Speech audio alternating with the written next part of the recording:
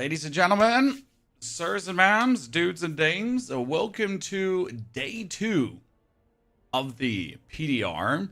Today we're going to be diving into broken builds, things that are overtuned, stuff that's working as intended. Well, generally, how does Torment 4 progression work? Are things strong enough? Do we need some balances? And we're going to start with the golems. And as you can see, we have the triple golem already. So I went to get myself the Grave Bloom that we could try things right away.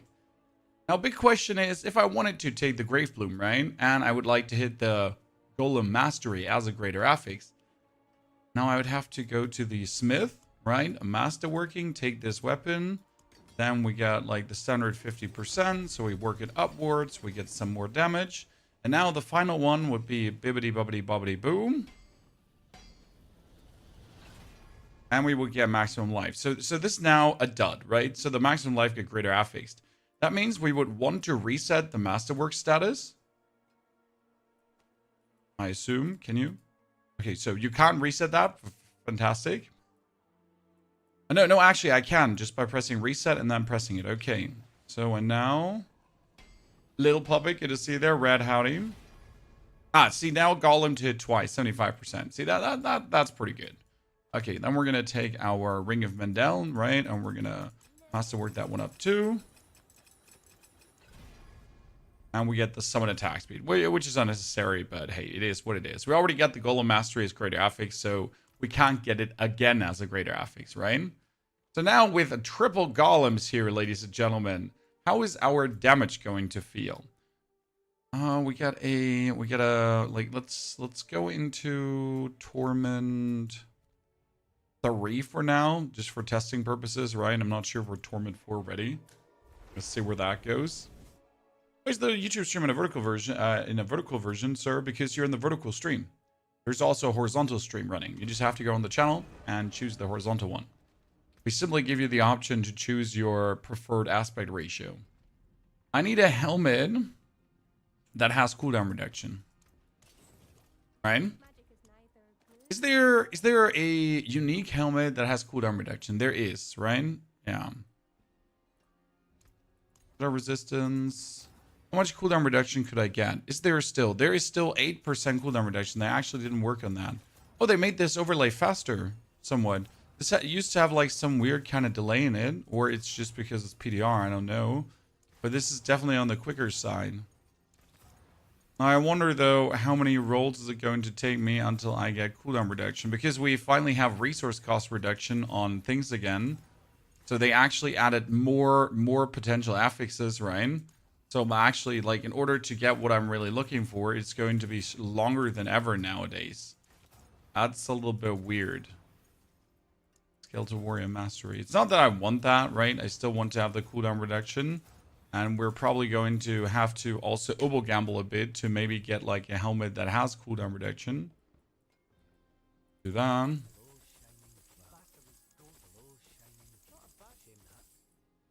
Or just take a, like, what, 12 ranks to Bone Spear still? Damn. Since when? Like, seriously. Right?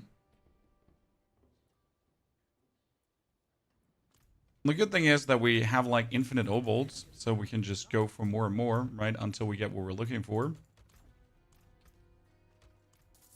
How's the new Masterworking and Tempering going? The new Masterworking is okay. The new Tempering is definitely better. I personally don't like the new Mastering system that much because it's really just down to where do you lucky hit what you're looking for, right? And that does feel a little bit bad. I don't know how to say that. Like, right, making something into a greater affix. There's literally like you have one good option, and otherwise you're also just stuck re-rolling again, right? So it's the same as before, just different. You're anyways just massively re-rolling and re-rolling and re-rolling and re-rolling. Okay, so instead of trying to fish now for the cooldown reduction, we're probably just going to use the Godslayer crown. Where is it? Visage. I need generic uniques here. Generic uniques. I don't want to use the Harlequin crest because that's like too far off currently of what's going on. See, for example, for this build, the best thing that I could be getting, right, is now the cooldown reduction here is a greater affix. So we're going to have to 20 times this up, right? And we have to hope that it hits the cooldown reduction. Ta-da. Fantastic. That's obviously not all of it, because we still have to now go for... Reckoneth Awake has cooldown reduction too, right? Yeah, let's do Reckoneth. So we now have to go here for the ring, and I would have to masterwork the ring, right? And I would have to hope that the actual golem active cooldown reduction gets here, this, right? I have to hope for this so much, because then I can get my cooldown low. However, if I'm masterworking and not hitting that, right, I'm gonna be stuck like really, really hard trying to get that.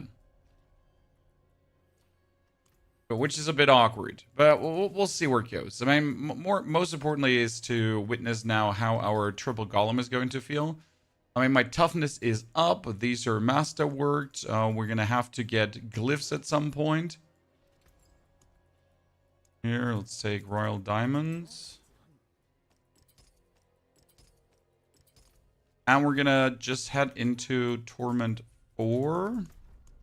And see how the damage, survival, everything kind of is. Didn't play since Season 8. Should I go back to 11? Still fun enough. I just uploaded a video on the new level experience, mate, if you missed it. Because like, yesterday we actually did the new leveling. And I have to say it is somewhat interesting. Right? The way how they change things. Because we have now this seasonal journey here that gives us permanent upgrades. And it's quite something. See, there are my 3 golems now. So you can spam them away, right? And they do millions of damage already, which is kind of cool. See, like how they're exploding. It's kind of nifty. Boom, boom, boom. My favorite part is just like the triple explosion when they're going in, right? We need the cooldown reduction. Wait. I forgot to temper that.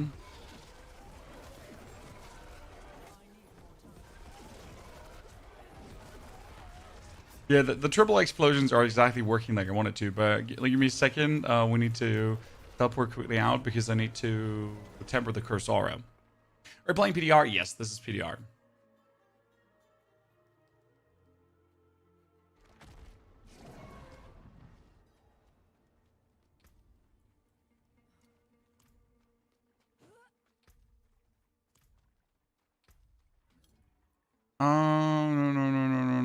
No. Let's put Bone Storm Barrier is here. Let's put Curse Aura on that one. On the gloves. Cursed Aura. Because I'm too lazy to curse things. Cursed Aura. And the pans do need to actually go over, because I forget this. The pans need to be our good old Blood Moon Breaches.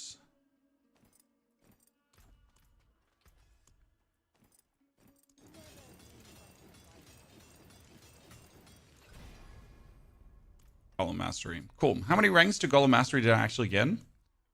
We're sitting at 9 ranks. Cool. That's nice. I could actually get more because the chest can also have Golem Mastery, right? We're sitting only at 4,000 life, so probably we would have to reroll a lot of affixes here to maximum life. I mean, that's obviously a resource cost reduction, which is completely ridiculously useless. You just gotta get maximum life, and then you get like fire resistance, which is also maximum life. And you get maximum life here, but resource cost reduction, which is completely useless. There's like so many weird things that we're having here right now. Right? I don't even know. Maximum life, life on head. By death. Random things. And we still have to obviously, like, if you're in Torment 4, I think this is the rule, right? You want to have all these items like fully masterworked up, and you probably want to have these items also tempered for just armor. Because that's the thing, right? You can get like 300 armor, and then you have to take this.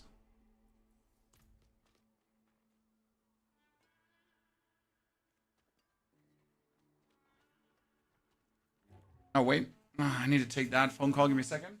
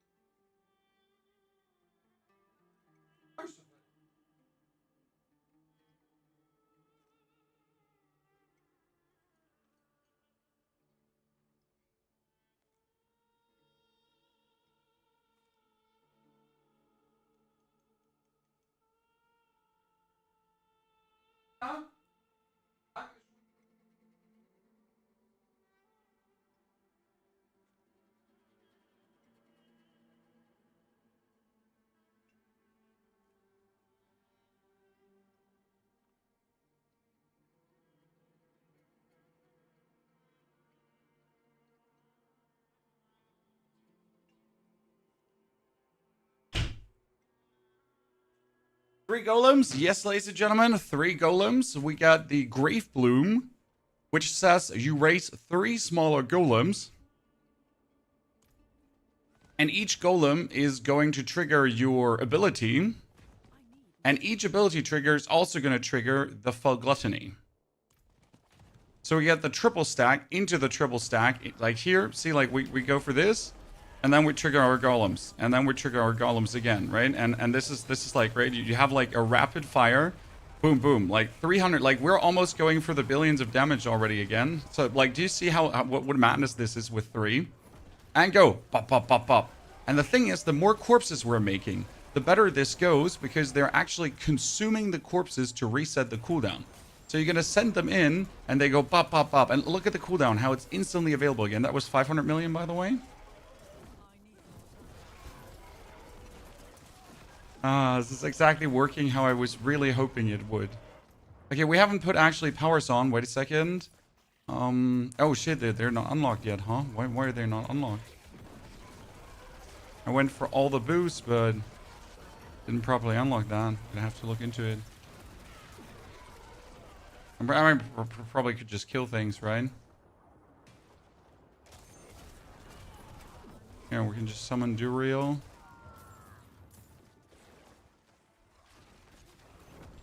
Steven, good to see you there. Thank you for gifting that subscription away, Steven. That's very kind of you. Okay, let's get this one down. Make sure that our bone storms are up, right? And each bone storm around each dude is making me stronger. They're not powers, but nerfs as rewards. Hey. The powers are still giving you 20% armor. They're giving you resistances. So, like, they might not be real powers. However, they're still providing you meaningful something. Jibber jabber, right?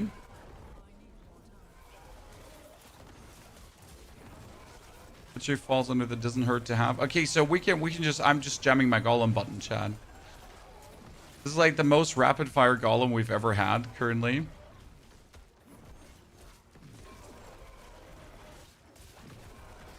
Yes.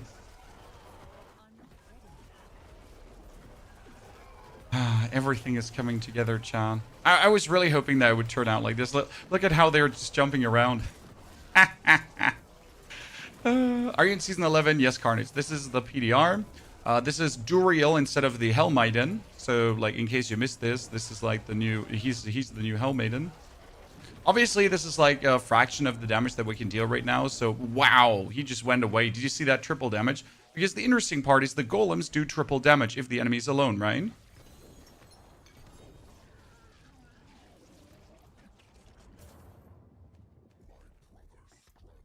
So now we have this unlocked.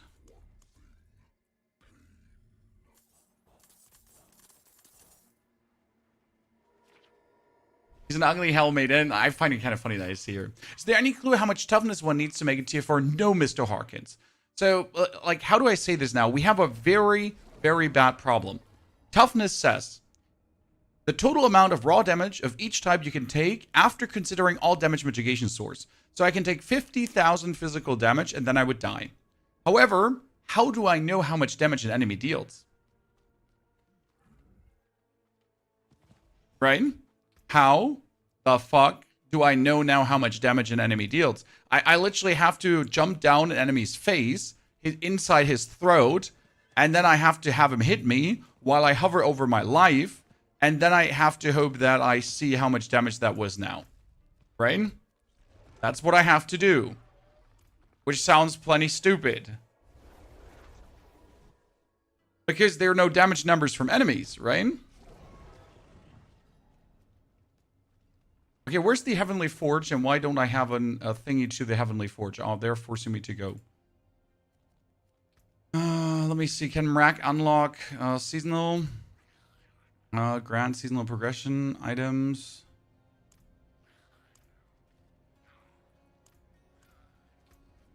I still have to walk one time there.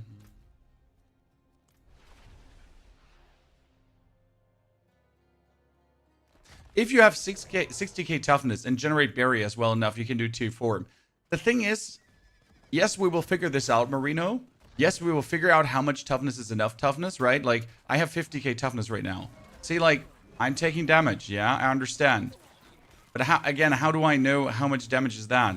I pretty much have to do this in the training room because the actual training dummies can also shoot at you, right? We need to definitely try this out in the pit here, John. I want to do a pit run with this triple golem spam right now. Oh, we need to definitely get rid of the helmet though, because the helmet is useless. Not tower. Well, tower is the very end game, right? So like the tower is not for testing any build strength or any build variety, right?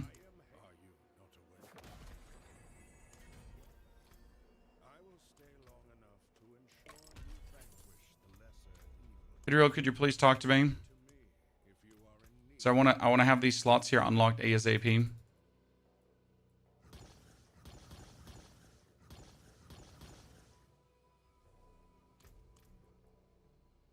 Really? They're making me kill things so I can actually put these in. Oh goodness Christ.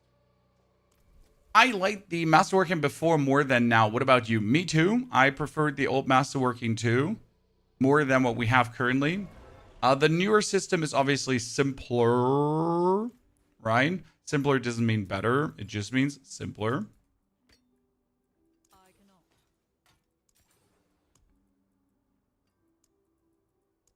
I personally definitely liked the old system more.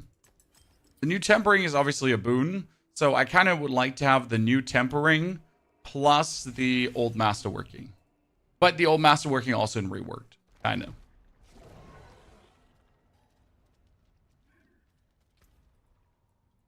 Wait, let's do a... Wait, I have to work my way up the pit tiers as well, Chan. Can I not unlock all the pit tiers? Okay, let's see, though. Golems, go!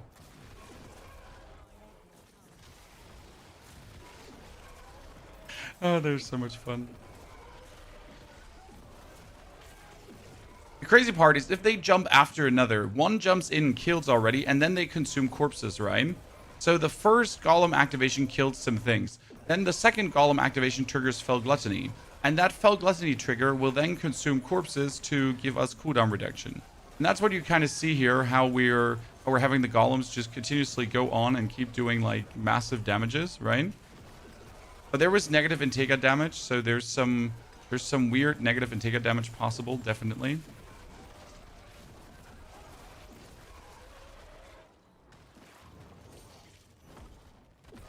So if you have 3 golems, do you get 3 sacrifice bonuses stack? What do you mean, Heartless Plague?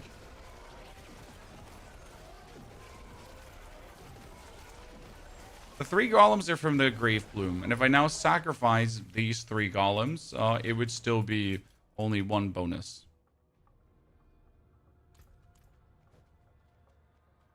Sanctification is the worst breaking imaginable. Sanctification definitely needs another pass over.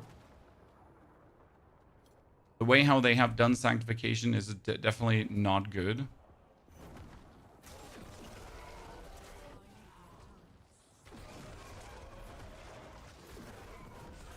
And I will die on that hill.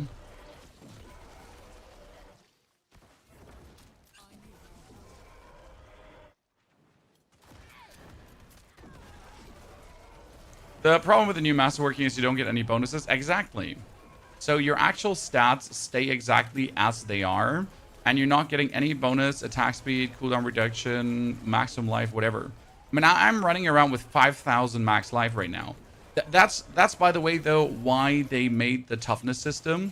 So the reason we have the toughness system is because toughness allows you to just stack defense, and therefore you don't have to stack life, right? So you still want to have a certain amount of maximum life. But it's not like it used to be before, where we need to definitely get like thousands of max life, 10,000 of max life to be able to basically function, right? To be able to exist. No, we don't need that anymore. You can just get a normal amount of max life now, because that's just fine, right?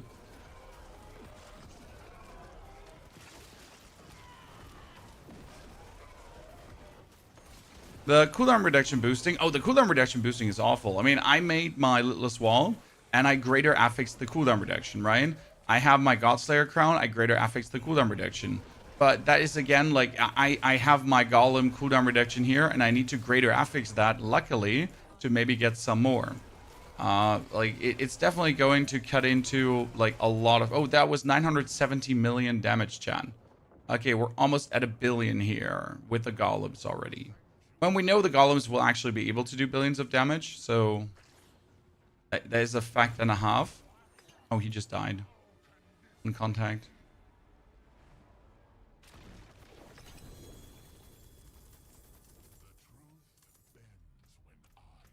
Deceitful memory.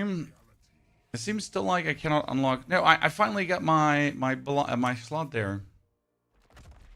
Where does the new Necro weapon drop from? Beast of Ice.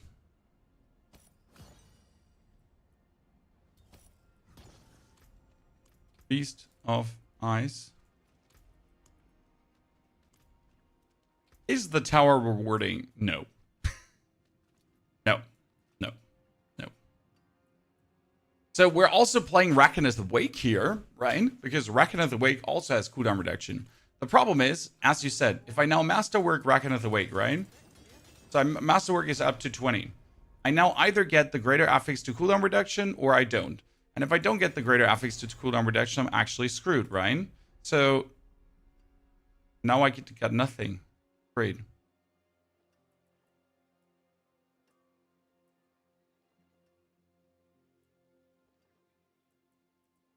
And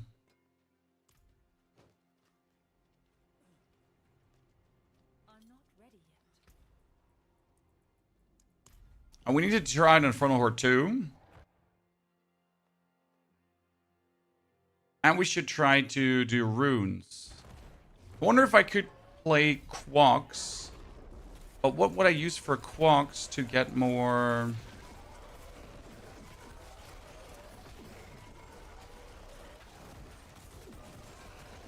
No, what would I use for a rune to get Quocks activated? I mean, maybe spam a cooldown skill, but we're not spamming enough.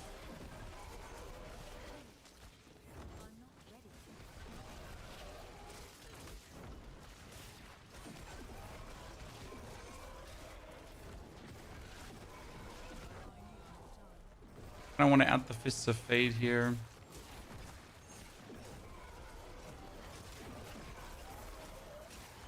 But in order to add the Fists of Fate, I need... What's it called again?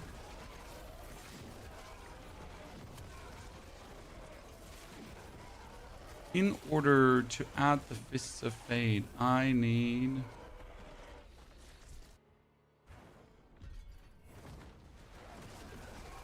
to replace my helmet. Raven Druid any good? Doesn't work in Season 11. I mean, you can make a clunky amalgamation of what used to be good work, but that's about it. You can't make, like, the Raven Druid as we know it right now in Season 11. Generally speaking, Druid is in a very awkward position right now because of the Grizzly Rage nerf.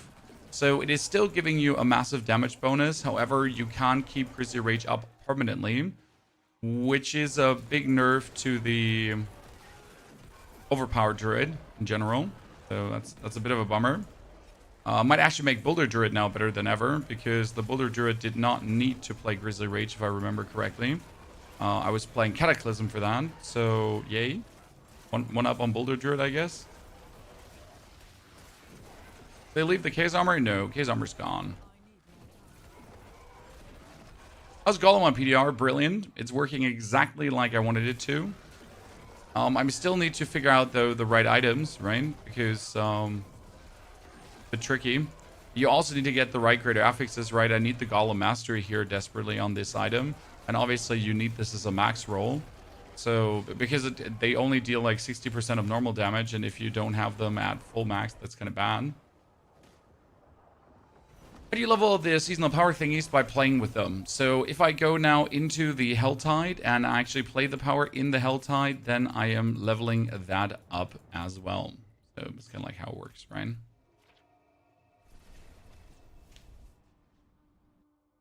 I need to make a legendary that gives you giant skelly mages. There is a legendary for that, sir. Seasonal powers again. No, these are not powers, sir. They're divine gifts. They do not actually do anything power-wise.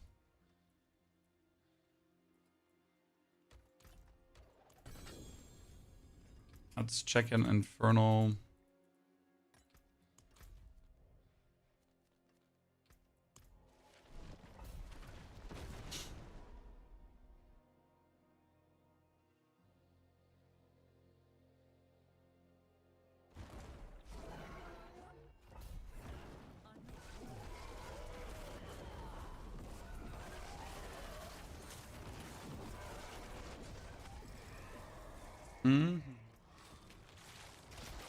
Giving masses.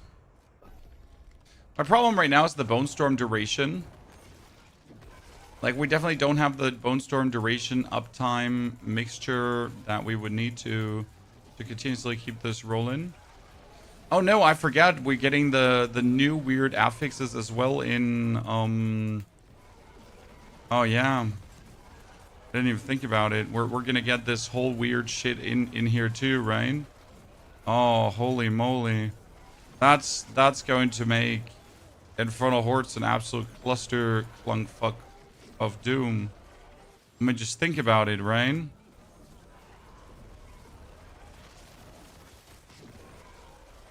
All of these things now in here as well. Ooh. I mean, at least we could stay alive, so nice. And we need to dig a bit deeper into like the cooldown reduction possibilities and what else we can do like with the golems. So they're certainly working. It's nice. I like that. Let's get out of here. We're doing well. I liked your Hades streams, and after I had an eye on the game for a long time, I finally bought it yesterday. Avatar, you're gonna love it. Absolutely.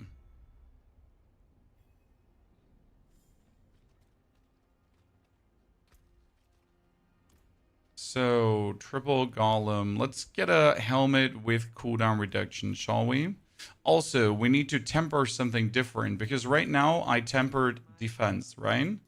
Problem is, I would like to have utility instead, but you can't actually swap from defense to utility, so that is not an option, right?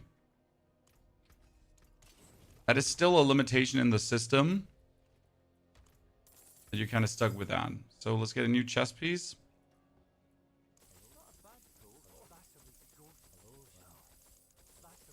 Oh, not a single greater affix one. Great. I mean, I don't want a chess piece anyways with a greater affix, right?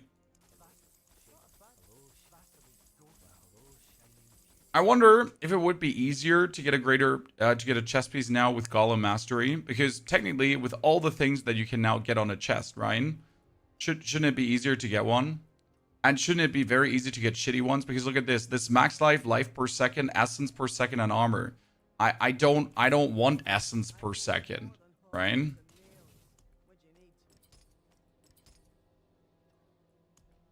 Temper. I need to temper Bone Storm duration.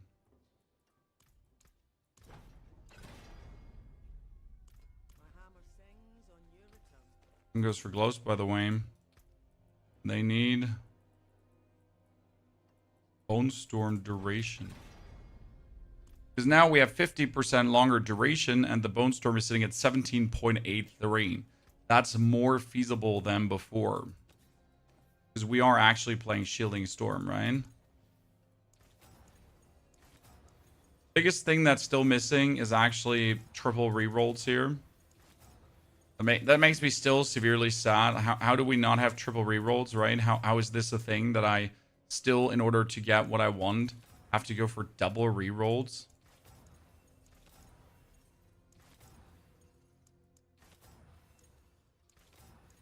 That's painful, and we don't like it. I'm quickly just checking if I could get golems, but I doubt that we're going to actually get golems. Chilling Storm. Leveling is a bit weird. I tried leveling. It took me 2 hours to get to level 60 with the new systems. So leveling felt okay-ish. Right? It didn't feel insane. It just felt okay-ish. To reset the Masterwork. So the way how it works with the Masterwork is you put a Masterwork item in, and if you have Neath Iron that you get from World Bosses, Bartok, Astaroth, Belial, and random rare monsters, then you can actually re-roll your greater affix, right? So you cannot reset the Masterwork. Once Masterwork, the item is 20 times Masterworked, you can only change the greater affix that you have been getting, right? So I'm going to do the final step, the 21. The 21 now goes over to the 525 armor. And now I could make it go for the maximum life, the intelligence, or for the Bone Storm duration, right?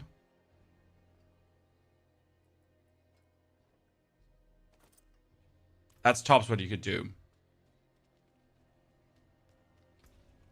So for the tower chat, the tower is the highest pit tier you can do. So right now I can do pit 30, right? And the tower is... I mean, the tower is literally just... how do I say this without sounding mean? It's just literally something that's in the game so you have something to do in the end. It's not a good activity, right? So the tower just exists after you're done with the pit, after you've done all these things, to give you something to bang your head against. I mean, obviously that's what a lot of endgame activities are, but you just really feel it from the tower. So it's just like this. I kill minions, I get orbs, and that's it. And the faster I kill minions, the faster I get orbs, the better it is, right? And getting these orbs will get you forward. So you already need maximum movement speed. If you don't have maximum movement speed for the tower, you're screwed. Which means your equipment for the tower needs to be different than your pit farming equipment, for example. Because you don't need... Like, you still need maximum damage, but without movement speed, without being able to, like, move fast through the areas, right? Because you need to, like, maybe go back to collect these orbs. You're just going to be slow per se, so that's that. And I don't... Yeah, I don't know. It literally seems like, hey, toddlers, here's a little activity for you. So after you've pushed the pit now and maxed out your character, we give you something. Like, just something, so you have something. Not because we wanted to make good content, just to give you something. What about the rewards from the tower? Which rewards? There are no rewards.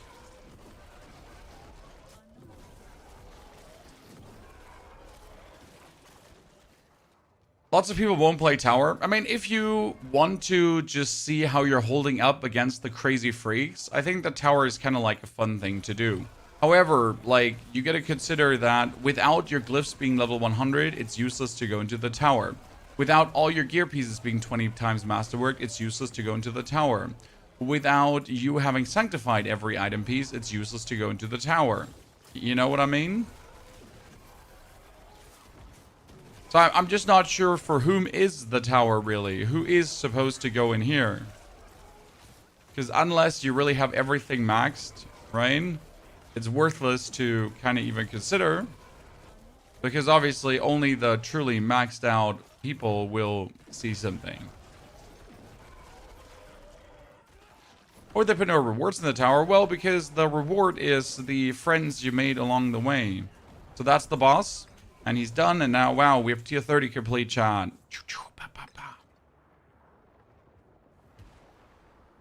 It's just EPness, yes. I mean, it's... And this is going to pop up now 6 times, by the way.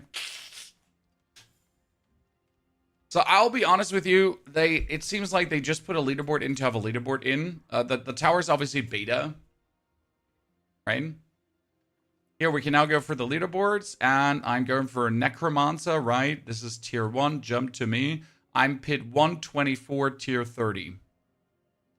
Even though I don't understand why I'm pit 124 tier 30, because this tier 30 guy had a worse finish than me. So why am I below him, right? Okay, like, explain. Why is a tier 1 finisher number 1? You know? Please explain.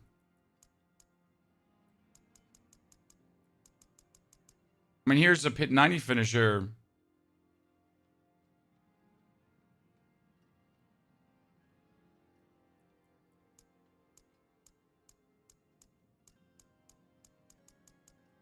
Ranked by date? Yeah, sure, I understand ranked by date, but what does that make sense?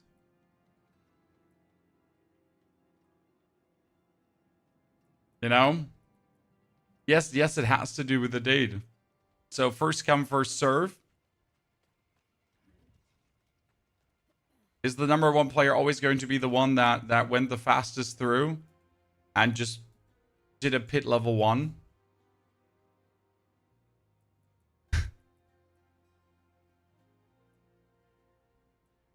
I mean, I could understand it, like, you know, the leaderboards in Path of Exile, which are going after the current level of a player, and they're tracking who's the highest level with the most XP, right? But that's also a life update, not a timing update. So yeah. What's happening there?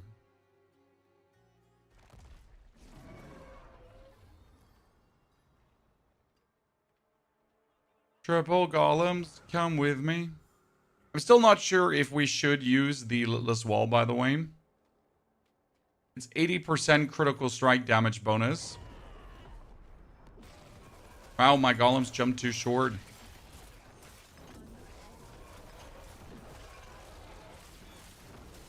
Dude, they're just destroying things.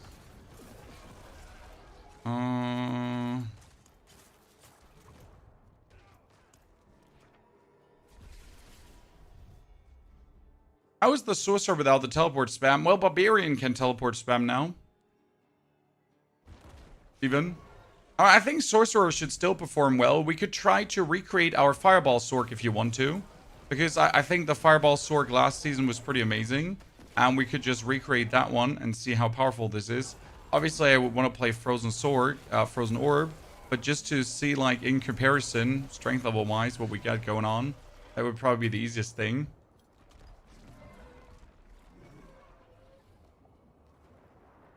Thing is, I really never cared about the Sork teleports. I know a lot of Sork players only play Sork because of the teleports. For me, the teleport was just always a bonus.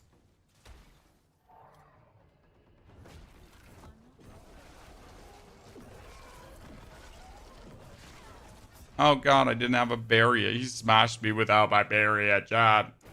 Sorry. We need to have the Bone Storm up. The Bone Storm is giving us 80% bonus crit damage. How much crit damage are we sitting at? Only 910%. Well, I guess I gotta have every item have critical strike damage too, right?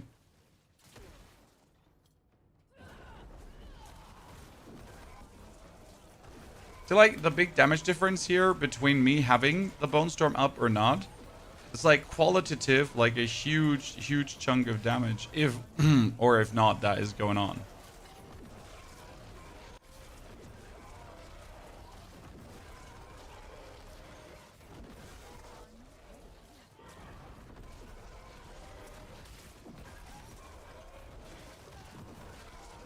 I wonder if my golems are going to die. Oh, there's a billion damage, Chan. Woo. The thing is, so we did a billion damage right now, correct? With slightly ajar equipment. But if you think about this, we are currently in a position where I obviously have 200 Paragon points already. Okay? We're in a position where my glyphs are glyph level 100, so maxed out. And I'm able to kill the guy, right? With masterworked items. We're obviously not sitting at the perfect setup, but that's not the point. The player power is so much lower, right?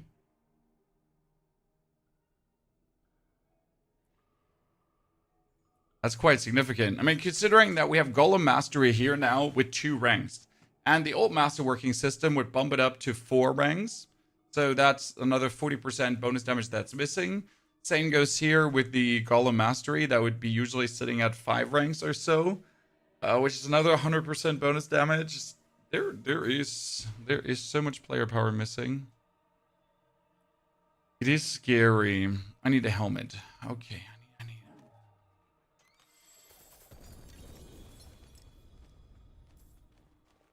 You don't look too excited, sir. I'm plenty excited for the changes.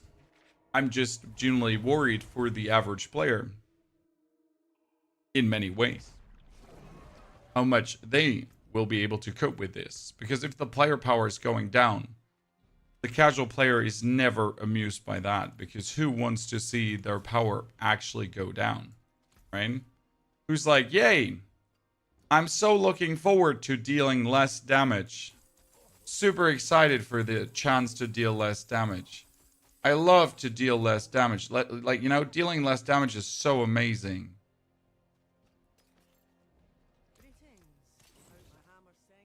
Especially when you're coming from season 11 where you were doing all the damage. And now you're doing maybe 1/10 of that.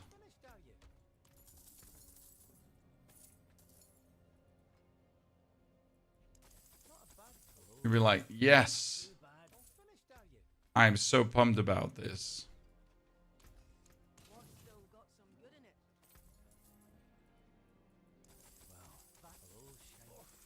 Damn. Now, however, since we're dealing less damage, it's more challenging to get into the Torment tiers, so they made the game more challenging. Question is rather who asked for that.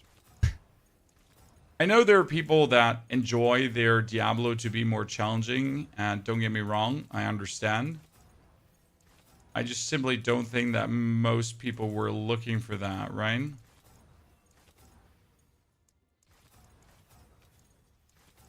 I don't think cooldown reduction exists anymore in helmets, Chan. I know it exists, but, you know, I don't think it exists anymore. I mean, now I've seen multiple times Warrior Mastery over actual cooldown reduction. Okay, let's swap out the helmet because I wanted to move the cursed aura on the helmet.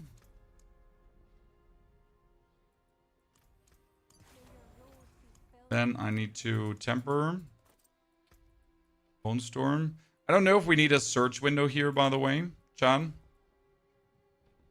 Because who wants to like just scroll through this list every single time? Right? We get this. Bone Storm. I need to unleash all the runes.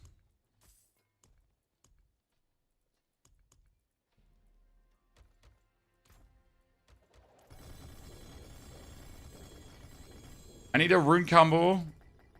Recommendation, ladies and gentlemen. Anything you got, I'm ready for it.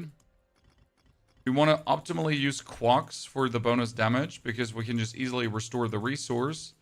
But how we're going to trigger Quacks? Could be Neo Quacks, but then it would be random. And that's a bit bad.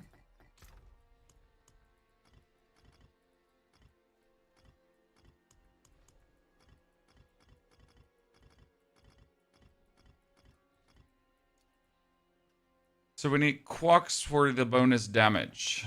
But how will we trigger it? Lucky hit chance. But we're not really lucky hitting because I don't know how much lucky hit chance the golem ability has. We could try out lucky hit chance to see how much that's actually working.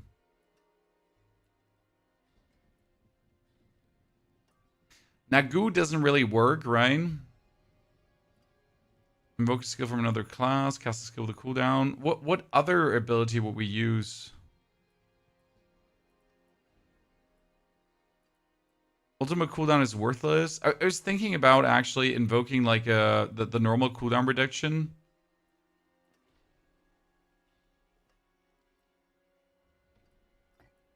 I cannot.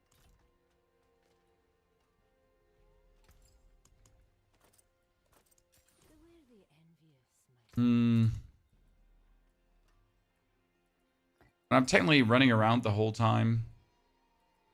And by running around, I could just reduce our cooldowns so we can do even more golems, right? So are we going to get the quocks a lot?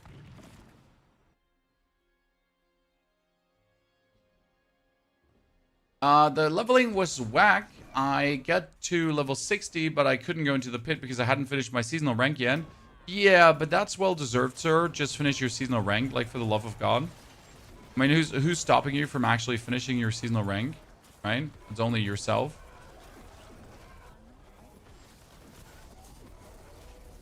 Okay, oh, who only works on healthy enemies, right? The problem is my golems are one-hitting everything. So we're not really getting healthy. We're not really getting not healthy enemies.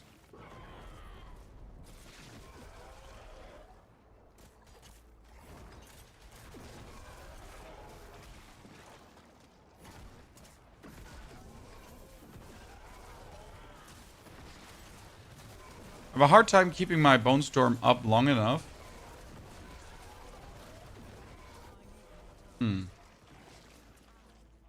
Found a working teleport sword build doing damage with teleport nova and crackling energy on PTR 40. That sounds great.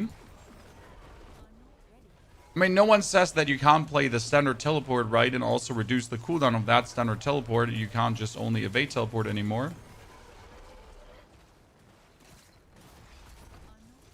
Oh, that reminds me. Our fireball sword could play the new weapon. Huh. But we also need to play the Staff of Endless Rage. Interesting. What was that number? It was a negative Intega number, and I don't know where it's coming from. See, like, this negative Intega thingy, I don't know where it actually comes from. I think it's when you kill, like, a Betraying Eye of Belial. I might trigger that in between.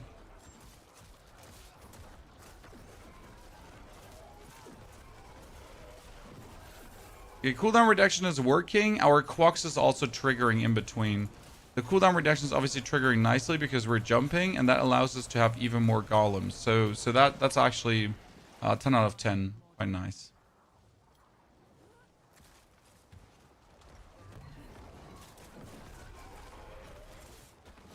What I find a bit silly is the amount of affixes we see right now. Because my biggest issue is I don't even have the time to hover over something, right? Like there's no analyzing what you're against. See, so look at these dudes. I just see a bunch of colorful symbols, but what's the use here? Right? It's not like I can pause the game to check what they have. And know what's going on, right?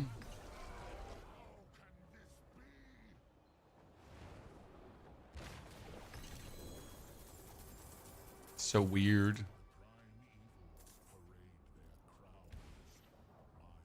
We're gonna push the pit tiers higher, by the way, in case you wonder, so we can see how things work in the very end. Fists of Fate. We wanted to use the Fists of Fate. Getting a good Fists of Fate is gonna be really hard now. I need to go to the vendor, and I'm asking the vendor for equipment. Found all uniques. Gloves. Gloves. Gloves. Lucky hit chance. See, that's what I wanted to have. Hey, if I greater affix the attack speed now, what happens? Oh, great. I affixed the vulnerable damage. Wow. Why don't you just shoot me in the face? No, I was not meaning to do that. Well, good luck. I'm not picking that up. I'm not picking that up, Chan. So why are we using the Fist of Fate? Basic idea is that with the huge amount of lucky hit chance bonus, you would be able to... More?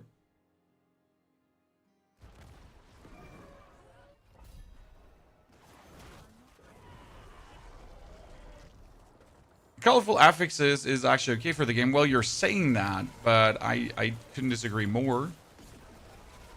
Because right now it's just a bunch of random symbols, especially the many. I mean, in Path of Exile, you always have the opportunity to pause the game and analyze what's happening if you then feel like it. Right now, they actually turned the visual clarity of Diablo, which used to be somewhat good due to the amount of affixes that we have on enemies, into some kind of clusterfuck. No, if chaos items will remain. No. Chaos items are gone. Like, Blizzard did not learn the lesson from chaos items that they 100% have to integrate them somehow into the game. The biggest issue is why is this happening? Okay, chat, why did Blizzard not learn their lesson? Well, it's simple, because season 11 was already made during season 10. Okay? So you gotta understand that they all work in tandem, right? So while season 11 is happening, or while season 10 is running, season 11 is already done, more or less. And therefore, like, it's hard to then understand how much people love the chaos items and that we actually want to keep them, right? Which means that, like, the earliest chaos items might return is in season 12, because they obviously learned from season 10. That's obviously stupid because we want them right now. With the lucky hit, could you use a hook walks? That's what we're doing right now. We got a hook walks. Even though, no, that's Bak Eom, that's a hook walks. So we're actually using it, and as you can see here on the hook walks symbol, it's actually being triggered enough. I mean, not right now, because right now we're just killing everything with a one hit. So we need to get like to higher pit levels to actually see how much of the lucky hit chance is really lucky hitting, right?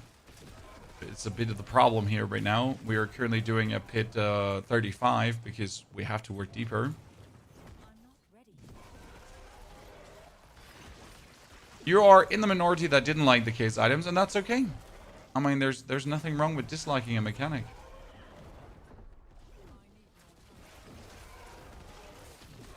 It was arguably next to the vampiric powers, which were the first actual powers, the best seasonal mechanic they have done so far.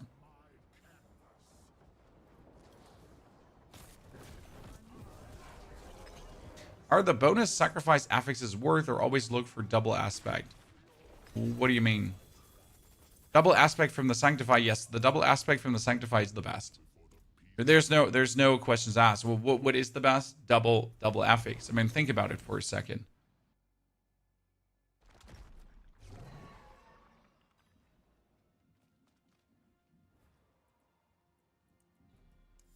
Okay, we're almost there, John.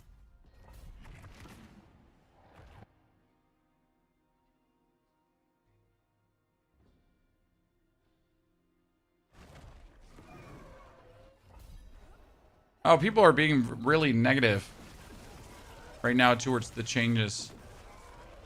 Intriguing. How many people have already given up on Season 11 without actually having played it, right?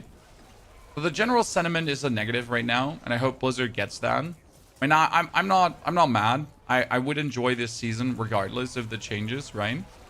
However, some of the changes are obviously feeling weird.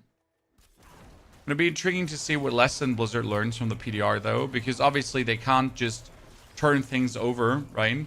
The seasonal rank is set in stone. The new tempering and masterworking is more or less set in stone. When we can see minimal changes to these things, but we wouldn't be able to, like, change the whole system up again, right? I'm excited to play Season 11. Honestly, once you get to play the level experience, once you get to interact with the lesser evils and everything in the open world, it feels good.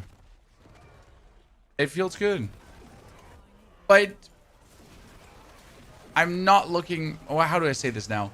I am looking forward to the Torment progression because it's going to be a more meaningful Torment progression. Meaningful in this case means harder and slower. The thing is that Diablo has been such a fast-paced game now, and especially since Season 6, right? That people are not used to earning their way forward, right? And if you look at Season 10, you didn't have to earn anything. In Season 10, you pretty much get yourself your powers, you get to 60, then you just jumped into Torment 4 more or less instantly, and you were already destroying everything. That was, to a degree, silly in itself. But it was the instant gratification of being strong, like, right out of the window. And despite being so strong, obviously the season was still long. Now it's going to take you longer to get to that point, and people are not used to that. Right? People are not used to things taking longer. So that's going to be a hard pill to swallow. Especially for people who play Diablo for its fast-paced nature. I've seen now so many times already the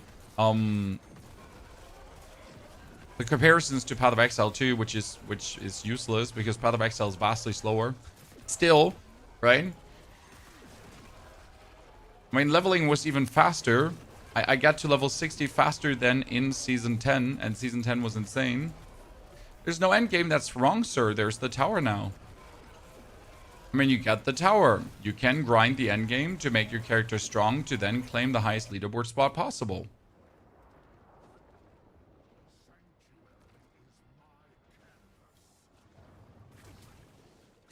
That this might not be an endgame you enjoy is totally fine.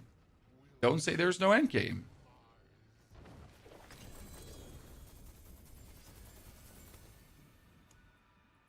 I finally get the corrupted eyeball of Belial after all these plays. So now we can actually unlock the power. So I can get Fortify. I can get 20% armor increase. Wait, why can I not put that in? Oh, there. And I can get the, not movement speed, I can get the resistance increase.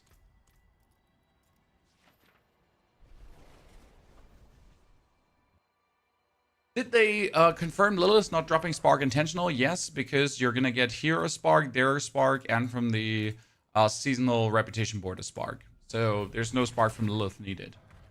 I like the grind. It needed to be a little slower, to be honest. I think so too, personally. Again. I mean, this is not coming from me like being in any way like interested in Diablo's success or not. I do actually believe that the changes are going to be, in the long run, good for the game. But I also believe that a lot of people are just going to be unhappy with the changes because it's so abrupt, right? It's just like we're going from a very fast-paced action season with like variety and fun to like, halt, stop. Not further. You take your time now, sir. Right? Oh, you want to get into Torment 1? Well, you got to earn it. Oh, you want to get into Torment 4? Well, that's not going to be easy for you, brother.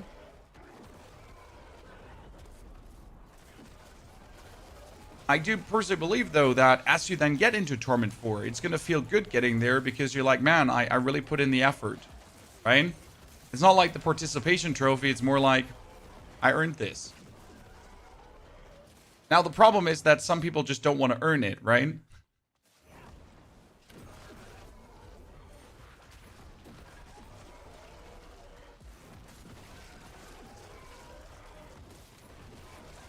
So it's going to be intriguing how many players Diablo's going to lose with these changes, but how many people are actually going to return for the changes. Right? Free Capstone carry to tier 4 gonna pop off again. There is no Capstone carry to tier 4 Morphic. That's the whole point. So the Capstone Dungeons are just for you. Right? This is like, the Capstone Dungeons are not gatekeeping anything. Apart from your seasonal rank. Okay? So, that's that. Like, you can get to, like, you can get into Torment 4, Pit 60 without the Capstone Dungeon. You don't actually have to do it. You can ignore Capstone Dungeons completely. The only reason to do Capstone Dungeons is for the Spark. Right?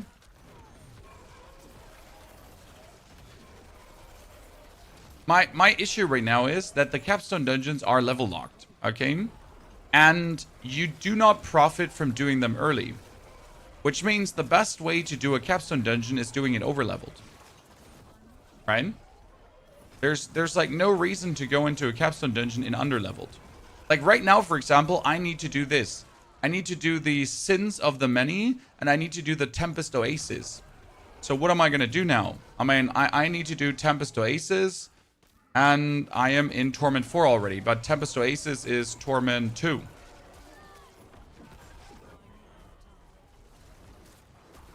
So can I actually finish it in Torment 4 now and get Torment 4 rewards? Or do I need to do it in Torment 2?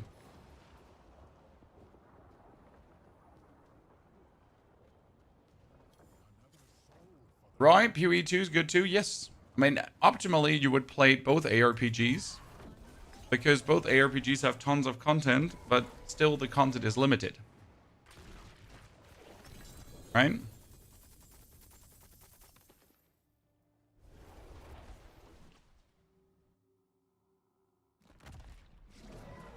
The mine cages were a good thing. Oh, the mine cages were... Oh, sorry, burp, a fantastic thing. Does this season have repeatable sparks like the scroll grind? I don't think so. Because I can go to Hadriel. Okay. And Hadriel gets me forward here. Right? But there is no reputation scrolls or anything. Good point, sir. We're not having any reputation scrolls.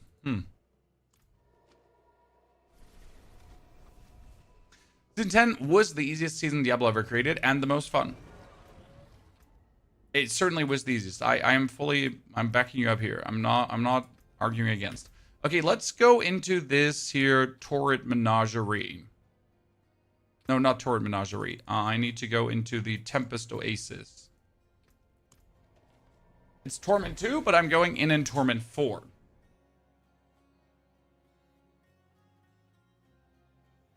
You get rep scrolls when you fill up the whole board. No, Georgie. The way how it worked is that you did do a seasonal quest, and then at the end of the day, the vendor would give you a would give you the opportunity to buy scrolls. So this is my problem here currently with this Capstone Dungeon. Okay, Chad? This Capstone Dungeon says travel to the Tempest Respite. But what does that say? So since I have to travel to the Tempest Respite, I just need maximum movement speed. I am over-leveled, obviously. So I'll just ignore anything that is here, right? I will just go through this. I have no reason to go to this at Torment 2, right? I would wait until I'm very comfortable in Torment 2 to then actually just kill this dungeon, right? So instead of, like, challenging myself, I have no reason to challenge myself because challenging myself would only slow me down. So I'm better off just ignoring said challenge, right? Same goes for the lower leveled Capstone Dungeons. So instead of having to do them, they're optional. And that kind of makes it all a bit weird.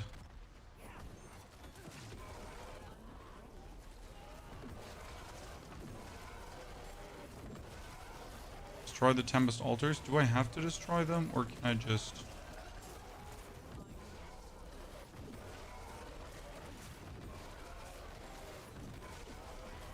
See how often you're getting the cooldown, Shan? Quite good, right? Okay, I feel like we're doing barely damage because the Tempest Altars are alive to him. Right? So that's it. Done. That was now the Tempest Oasis. Ta-da. I am now in the next tier. Now this is Pit 45. So I can, like, I get here skill point. I get a chest. I get another Paragon points. Yay. We get more Paragon points. And we get a chest. Greater challenge cash. That is really disappointing. I was hoping that greater challenge cash would now be something amazing. But it was like, yep, so get fucked, nerd.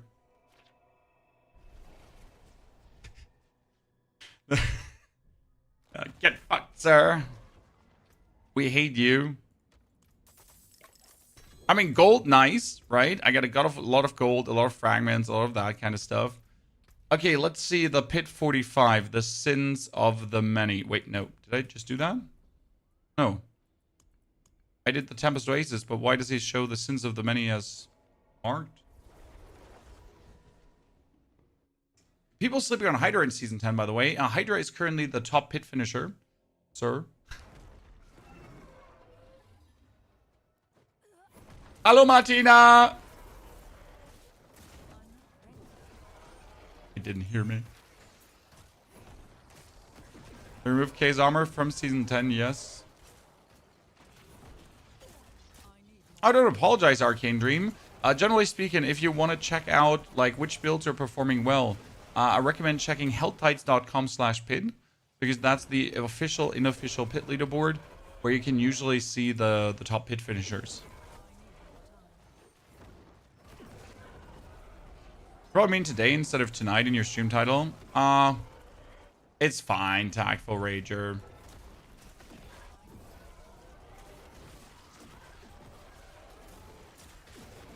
It's fine. But yes, this is the title from yesterday on Twitch. Stash needs to be bigger.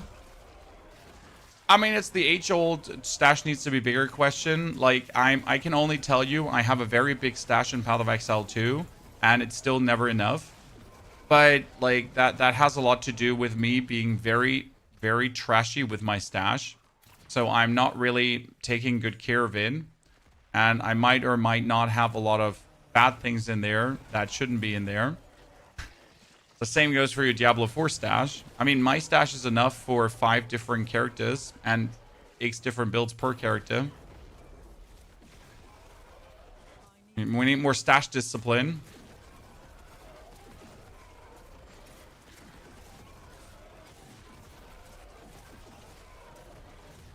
So what do you think about our triple golems so far, Chad?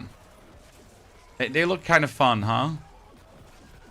They're definitely how exactly I imagined this build to go, so that's kind of cool. We need to also make the fireball sword, though, because I wanted to see how well that would work. Aha, there we go. Oh, this looks great. Who are we fighting against? Asmodon. No. Yes. Yes. Oh, that's cool.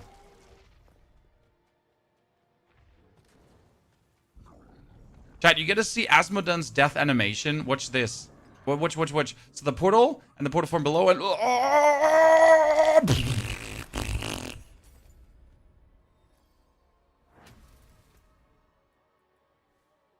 Right? I love the death. I'm sorry. It looks so great. It's a little thing that just makes me happy, like to see him like being torn apart by the forces of hell.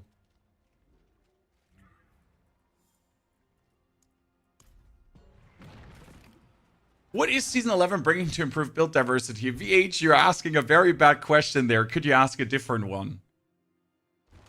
I don't want to answer that question. What is Season 11 bringing to improve build diversity? No, I don't wish to. I don't want to give you an answer.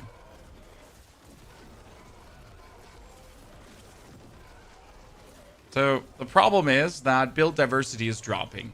We're pretty much back to Season 9 build diversity / Season 8 build diversity. It's down to 1 build Blizzard wants you to play.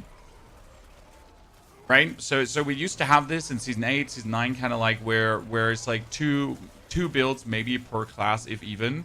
And one of them is the pinnacle build, the other is like the A tier build, and then you have a bunch of C and D tier builds. The problem with player power going down, you cannot play C tier builds anymore, right? So in the Season of Chaos, you could play C tier builds because due to chaotic powers, C tier builds were probably strong enough, right? But that's not a thing anymore. If you have no external power boosters, then your internal power needs to be so high that, well, you don't rely on external power boosters. But that's not happening right now. So yeah, what we're gonna do if we're in the position where it only matters that your build is actually powerful. So that always is a bringing down of build diversity then, right? Do you have to sacrifice warriors for golems? Golems do more damage, 60% more if you sacrifice warriors and 60% more if you sacrifice mages. And they already get 100% more damage if they're actually your golems. So the amount of bonus damage you're getting when you're playing the golem solo outweighs everything else. So no golems and warriors. Also, it doesn't fit in the gameplay loop because what you're going to do with golems is you're going to try to get the cooldown of the golems as low as possible. And then you're pretty much just going to spam the golem cooldown. And as you can see, it actually does work extremely well by consuming corpses and by just going all about it. So it's kind of nifty. You could even technically throw out the golem, the blood golem, And you could just play the taunt golem, because there's an interesting thing here happening, Chad. So let's assume you would use the... Wait, I'll show you in a second, because it's actually really, really funny. So there is the golem here that spawns 5 corpses, right? And if you have 3 corpses spawning 5 corpses, what will happen? Think about it. You have the Fell Gluttony. Your golems consume corpses to reduce remaining cooldown by 1 second. Now, let's assume I'm throwing golems in that make corpses. 15 corpses. What's going to happen when they trigger Fell Gluttony, and then trigger Fell Gluttony, and then trigger Fell Gluttony, and then trigger Fell Gluttony, and then you get it? Problem is with that the Blood Golem does triple damage. Okay, Chad? So as much as that is fun, the Blood Golem does 300% more damage against a single target. So yes, in other content pieces, it might actually be worth it to play the spam golem, but not in the pit, not when you're bossing, right? How's leveling going? Leveling goes really quick. You pretty much choose to do your seasonal rank quests. And as soon as you have this one here, so this is crazy. Maggots and Helltides can drop Experience Globe double while purified. That gives tons of XP. Now, I do believe it actually gave too much XP. However, that too much XP should be the norm.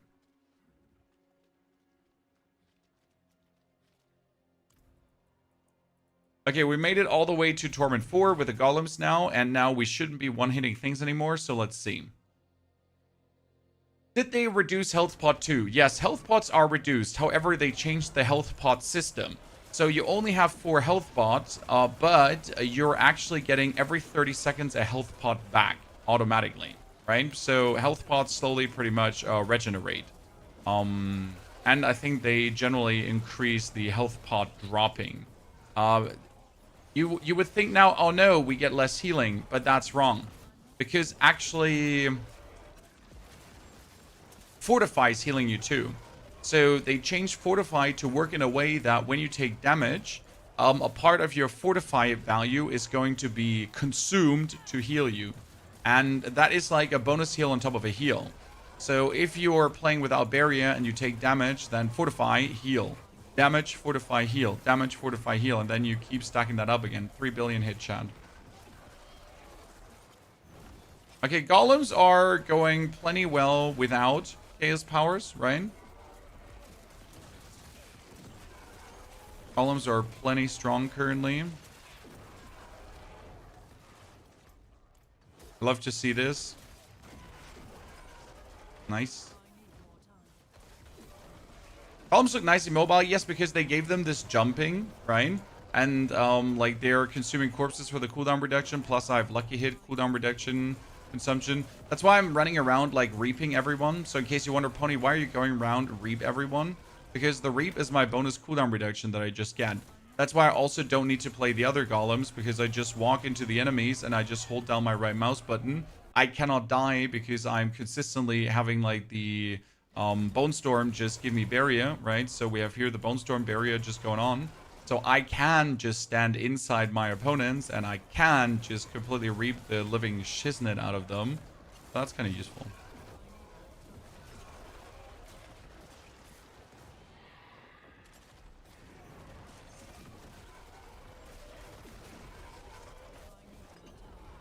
Biggest issue right now is just having like the enough cooldown for the Bone Storm. We might have to put like one single skill point into what was it called again?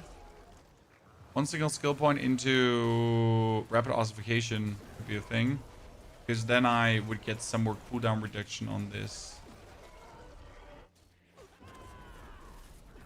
The Bone Storm is 80% bonus damage right now. That's why we're having it. Technically, we could also play a focus with cooldown reduction and an aspect on it. But there's no aspect that would be, like, strong enough. I mean, we could probably play Great Feast. Yeah, we could probably... that would equate to the same. But then I would lose my barrier. I mean, we can try it out, though. The problem is, this one also has cooldown reduction. And the Bone Storm is giving us damage reduction plus critical strike chance, which is good.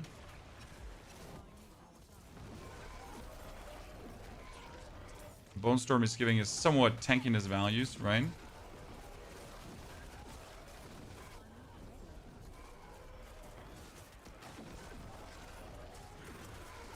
However, like, we might be doing billions of damage, right, John? Still, though, this is currently a Pit 55, and we're doing it with level 100 glyphs, right? Obviously, I can go further. That's not the point. But this just speaks for overall player power, right? Do you think Season 11 is so much better than Season 10?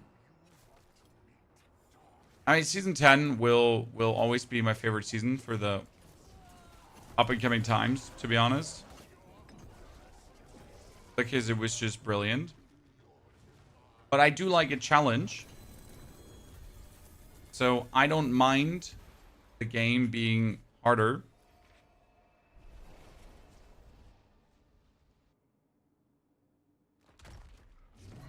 Because it makes me just have more fun. Right?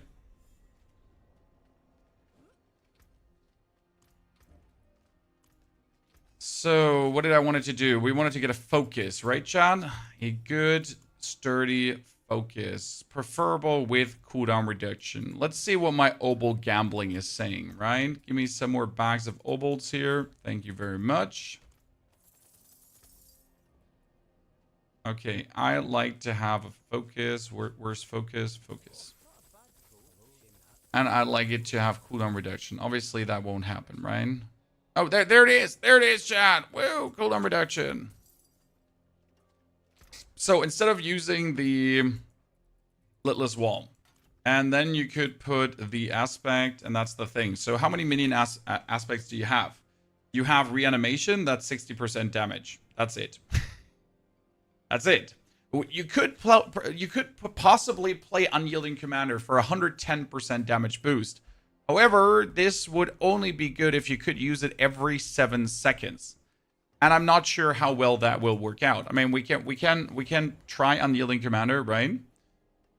We get the cooldown of Unyielding Commander. Let's see, what can we do? So we do the 5 points in here, and then corpses are being left behind, which would technically be interesting, but we're also at 41 seconds, which is not really a lot. We have to get the cooldown reduction down, and we obviously have to reroll the life on kill to not life on kill. Right? What could we get here? That's not a lot you could get anymore.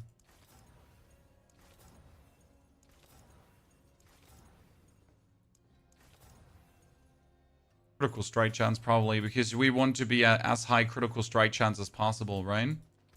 Let's destroy all of this. Masterwork. Temper it. Interesting. Wait, we have 75% golem to hit twice, right? And I could actually put on golem to hit twice. Ta-da! Ta-da! So we get 100% golem to hit twice now. And we would obviously want the cooldown reduction to be hit. I hate this. I hate this final stab. It's so... why do we not sanctify anything? Because sanctify is really just the very, very, very last step of your item's journey.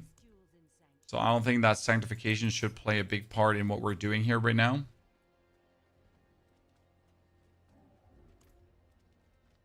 Shaco cooldown should help. Yeah, but a GA Shaco cooldown is not something you just get, right? You just don't get a GA Shaco cooldown. It's not like, oh, a GA Shaco cooldown would help. Yes, it would. Do you have one in your butthole, sir?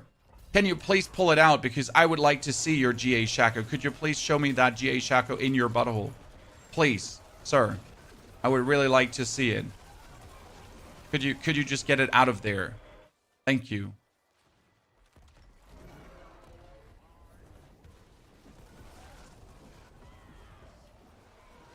We're gonna make royal gems because we are trying to go for a realistic power level.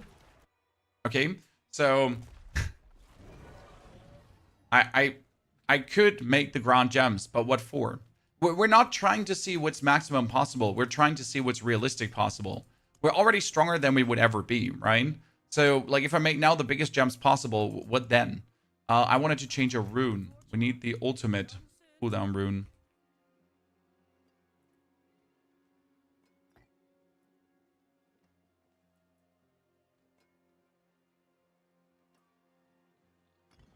And I want to use the core skill, cooldown skill for trigger. Cast a skill with a cooldown. Because technically the amount we're using the golem should be nice.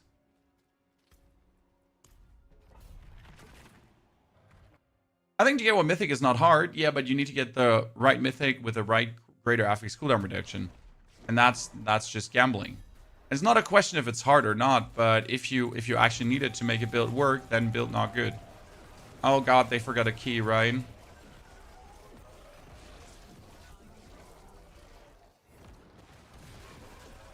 Let's see if someone is at home to open the door.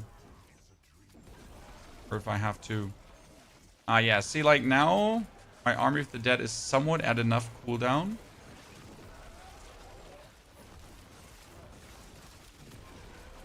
Yeah, that kind of works.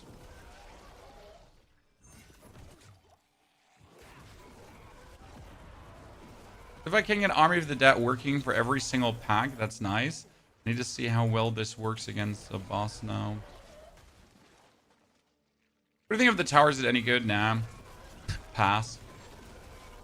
It's not terrible, but it's also nothing where I'm like, wow, I need to play this so badly, right? This is something I really, really need to spend time with. More like, yeah, cool. I mean, will I still max out a character at some point? Will I still want to see how quick my builds can do it? Yeah. Do I hope that there might be a loot cache? I mean, the old Gauntlet used to have a weekly loot cache that you got for participating.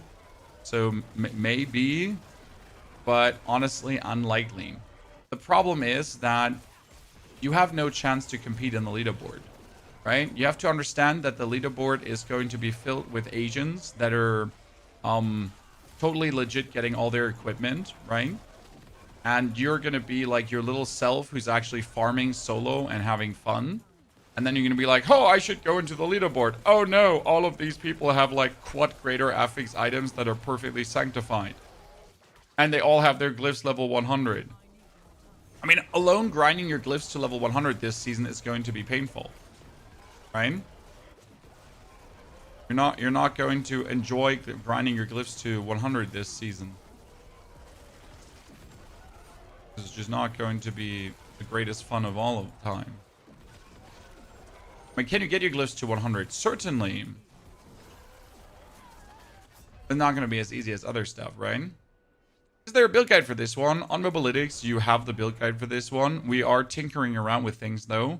I'm trying to see if Ring of Medallion is worth it. We're trying to currently look at if we actually want to play. Yeah, I have 500,000 toughness, and it's not enough. What does that mean? John? Does that mean when you have more toughness than can be displayed on a screen?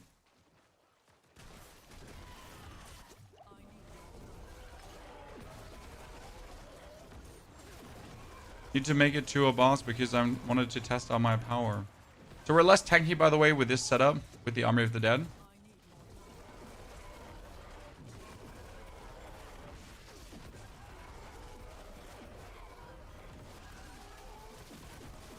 And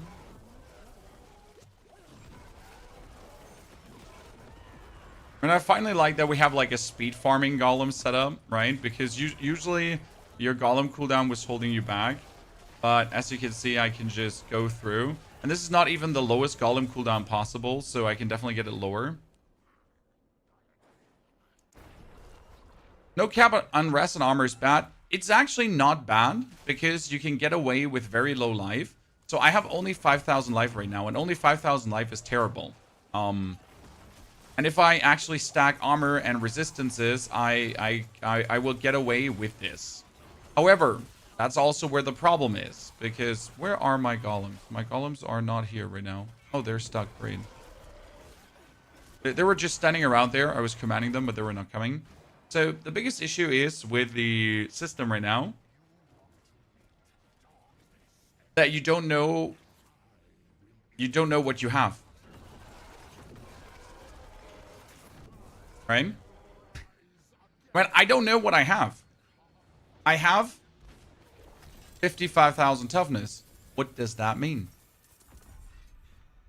What does 55,000 toughness mean?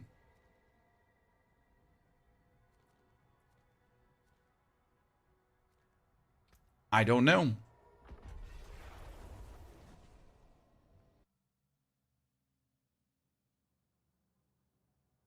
Is toughness easy to understand? No, it's not. So toughness says...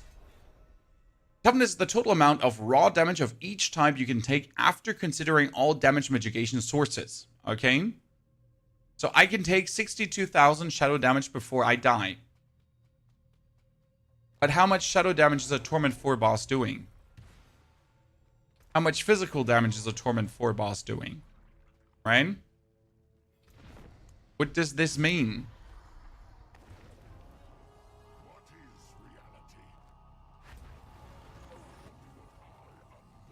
Season 11 comes out on the 9th of December.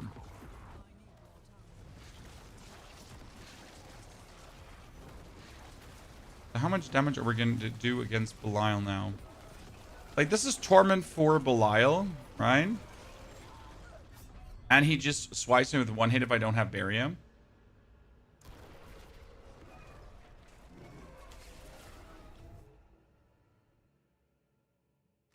So the fun of using Army of the Dead definitely functions, but it makes me functionally too squishy. And we could still use the actual this, right?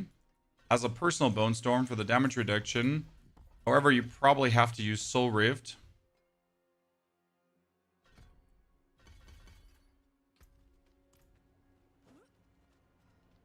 Interesting part about Soul Rift would be cooldown reduction.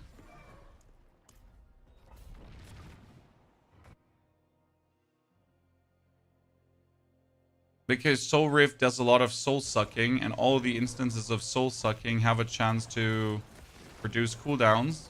So you should actually have faster cooldown reduction than ever, at least when I'm standing inside like a bunch of minions, right? I stand here right now.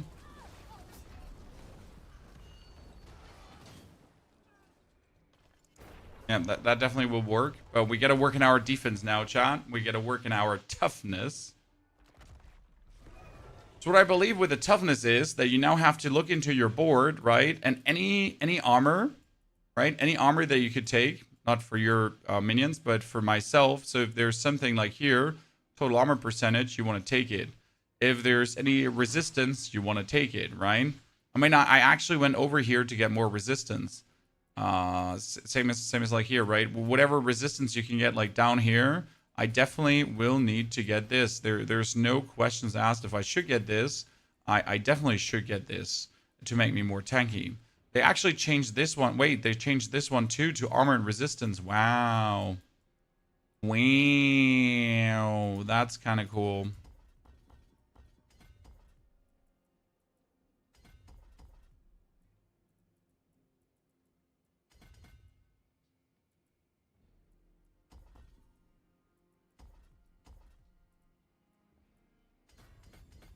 See, now suddenly my toughness is higher, lower. Oh, and on top of that, you obviously need to...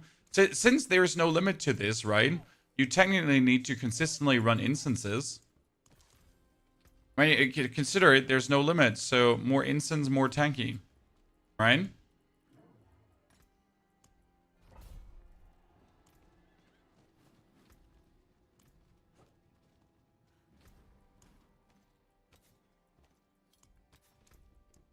Great Feast.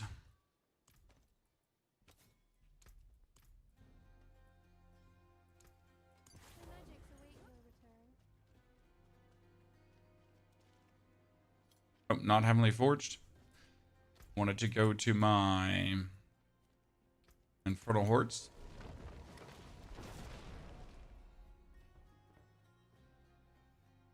Okay, should we try out the Fireball Sword too, Chad? To see how well that's working. And obviously, we also want to try out Frozen Orb.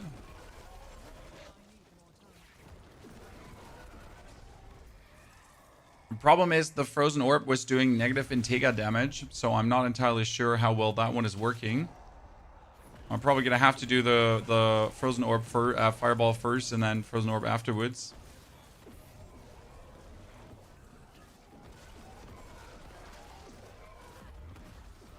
So right now, like my resources are just rising up. My cooldown reduction is insane. I pretty much have the golem every single second, right? So like usually, like I don't know how to make this clear to you, but usually when you play golems or anything or minions in the Infernal Hordes, it used to be absolutely atrocious because you just don't have the cooldown enough to actually use it, right? No matter what you used to do, like you were always having to make like hardcore compromises. And right now, this doesn't even feel like a bad Infernal Horde build, right? I have my golem more or less always, and I can actually pull everything together and I can just dominate, right?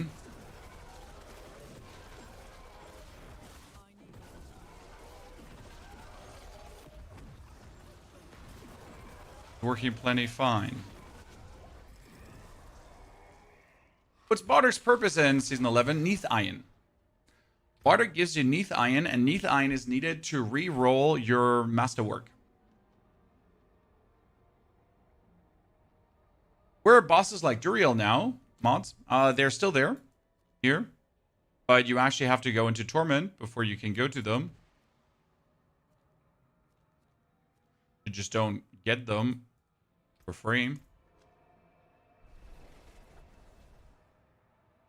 Right?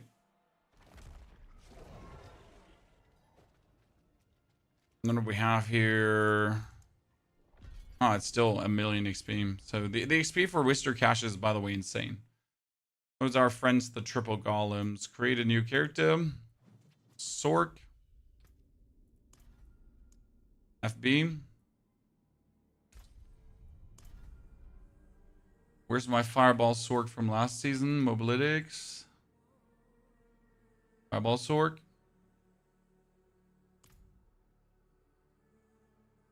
Wonder how strong that will turn out to be. I wonder. Come, wanderer. Follow my voice.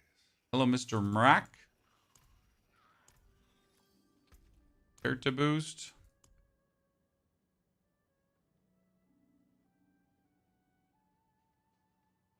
I wonder if we have enough mana to still mess around with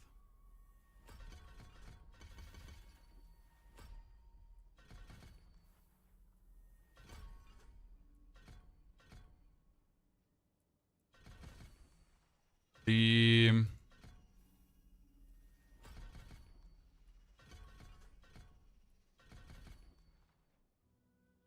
I need to rethink some skill points here because we actually need to get Barrier again, right? We need to get using a cooldown grant, maximum life is Barrier. I wonder if we have to consider this or if we can get away without. I'm pretty much just restoring my old build. Okay, chat? Without too many changes.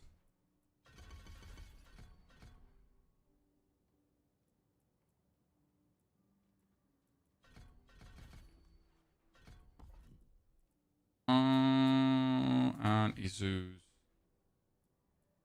Wonder if burn builds will be better than crit builds. It's a good question. 1, 2, 3, 1, 2, 3, 1, 2, 3, 1, 2, 3, 1, 2, 3, 1, 2, 3. 1, 1, 1, 2, 3, 1, 1, 1, 2, 3, 1, 2. This glass cannon? No.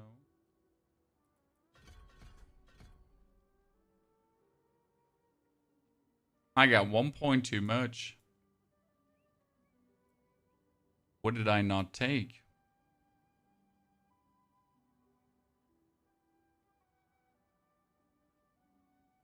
Oh.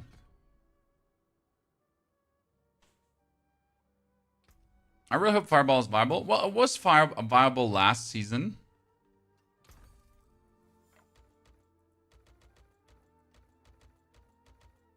Problem is, we are seeing significant nerfs now because you're going to get your class uniques, right?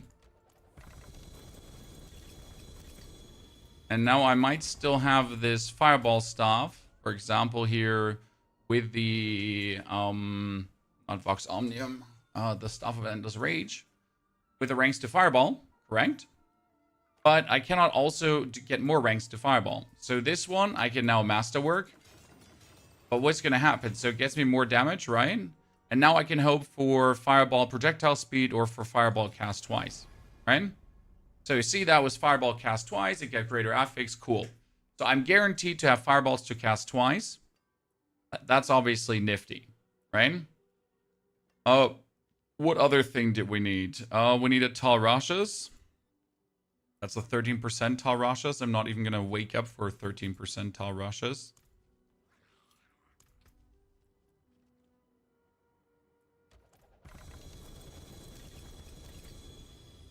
Ring. Ring. Ring. The 15%. Fine. Fireball gloves. Thank you for reminding me. Gloves of the Illuminator. Here. Which needs fireball attack speed, right? Because that's the best. And then you could still get ranks to fireball. Who knows? Critical strike chance. Doesn't hurt. Raymond of the Infinite. Guess we're still gonna play that, right? Raymond hasn't changed. Like, the thing is how much damage you're losing, right? Because now Raymond, usually Glass Cannon would be at 5 or 6 ranks, right? The Fireball would be here at 4 to 5 ranks. These Fireball ranks would be at 15 to 16 ranks. So there is a lot you're going to be missing out on in that regard, power-wise.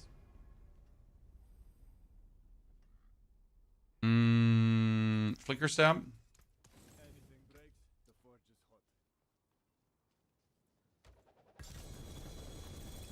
I need a Crown of Lucian. But again, I don't know if we can actually afford playing a Crown of Lucian because we're going to make the mana cost higher, right, of our Fireball. But we don't have the resource to do this. So the only way how I could play Crown of Lucian would be if I had the Melted Heart of Selig. But we also can't play the Banished Lord's Talisman because the Banished Lord's Talisman is kind of useless for us. Since we don't have more maximum resource, right?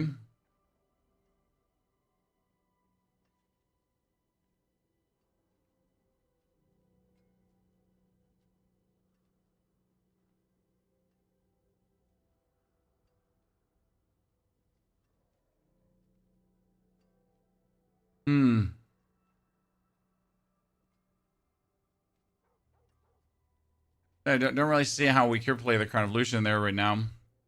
But don't also see what else we would play apart from a normal helmet. Right? What's the little purple orb at the bottom? That's masterworked.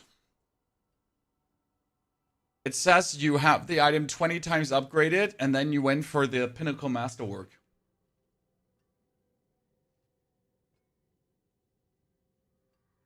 Maybe use the pants that give you more maximum mana. Problem is, with the pants that give you more maximum mana, that they now only have the greater affix to resource generation, but not maximum resource. Yes, you heard right. The pants do not give you more maximum resource anymore. I put them on. I'm at 100. Put them off. I'm at 100.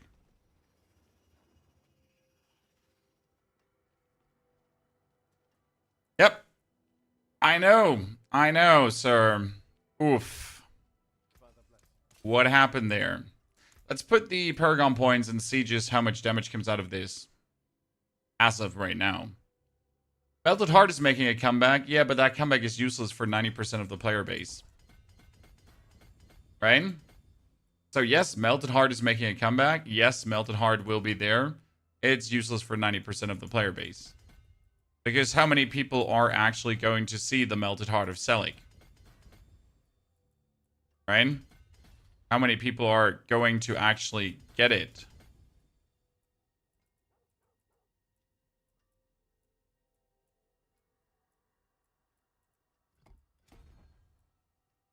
I mean, sure, all the content creators are going to have it, again, as always. Why wouldn't they? Right. But will you have the Melted Heart of Selig? Will I have the Melted Heart of Selig? Probably not.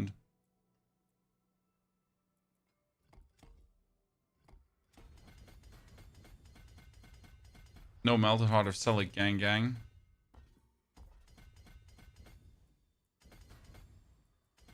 Let me get the full armor. So this is now total armor percentage. It's interesting that this all changed to total armor percentage. And this is also total resistance percentage, right? Those are like so must-take notes at this point. It's kind of crazy. Richard Fane. Same here, right? We need to obviously get the total lucky hit chance, but we also need to get the total armor and the resistance. I mean, these notes have become so must-take-ish. Must-taketh. It's crazy.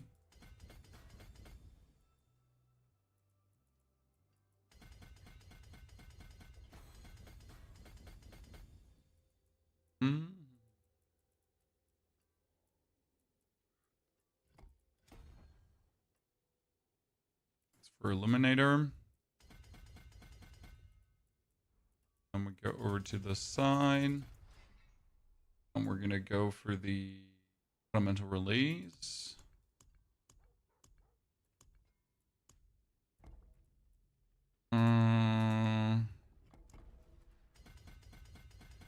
That's also total armor now. I mean, your overall toughness like really depends on you taking all these fancy things, right? Tactician at this point.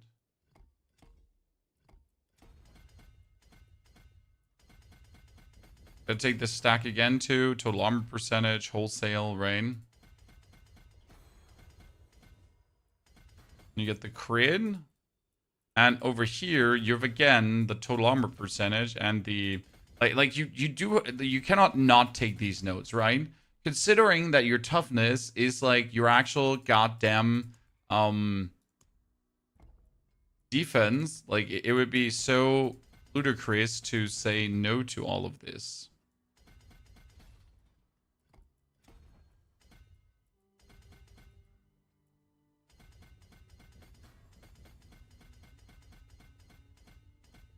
Oh no, I don't have enough points to make it.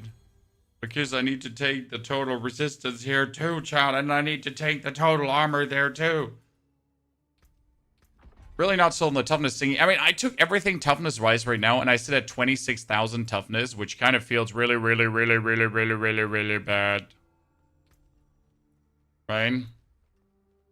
How did I end up at so few toughness right now after giving it my all? Explain, please.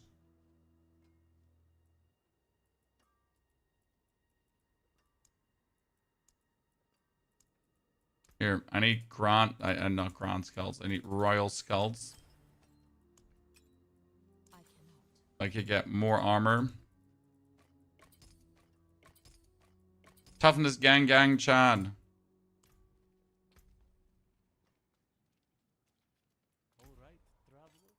Okay, we get the flash fire aspect. And what else do we have? Something fireball related? Is there something?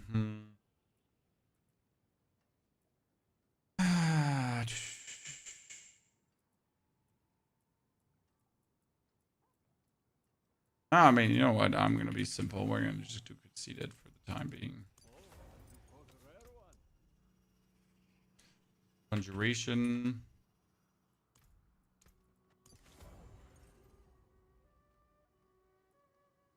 Okay, there was Orange Herald, and that's right now that. Have some Paragon notes been reworked? Yes, a lot of Paragon notes have been reworked. Not some, a lot.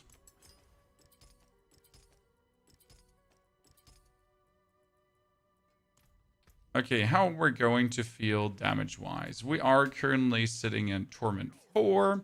I have 3,000 HP. And we got a Helltide. The new renown system is per season or every character per season.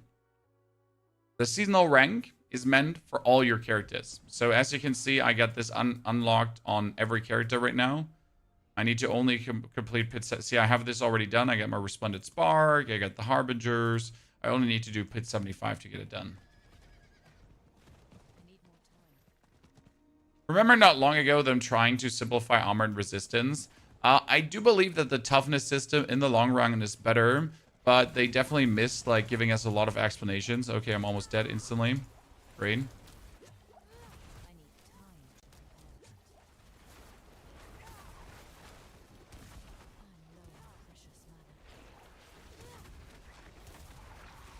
We're doing good damage, but we're not having mana. Chan. Actually funny because I'm so used to having like full mana at any given time because we're playing this together with the thingies. So we already need to now make sure that we actually restore mana somehow. I mean, you could do it very simple by just using a rune combination, right? So you could just go for, hey, what about core skill together with, was it Lum? Resource, right? That's possible. Why do we not have barium? Oh, wait a second. We need to actually get... Oh, we don't have this unlocked. Right. Ring with lucky hit chance to restore mana. It should be easy. So for mana restoration, I am not too worried on the sorcerer's part. Oops, I forgot that we needed to put the chain lightning in here. And do we still play the teleport? Probably.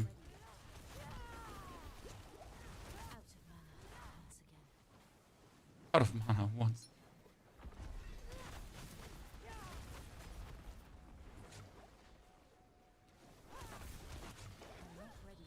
Oh, wow. So we're doing low millions damage right now, chat, right? And every enemy contact kills you.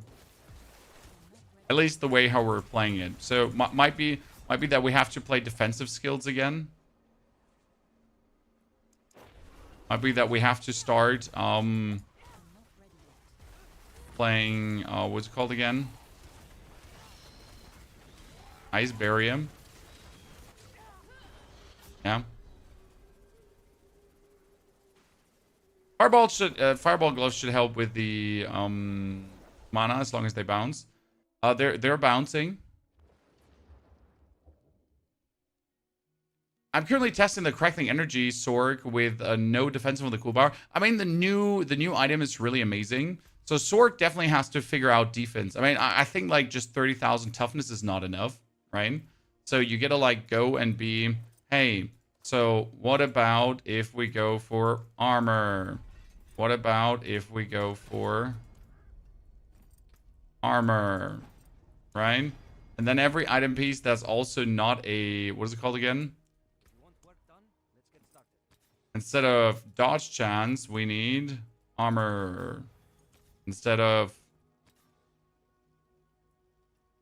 dodge chance, we need more dodge chance. Armor. Like how much further this going? Can this have armor too at this point? No. Instead of Hydras, we need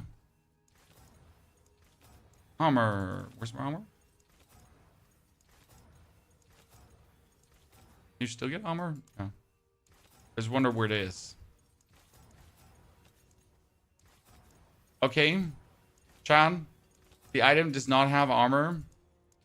So now we suddenly got 4,000 toughness more.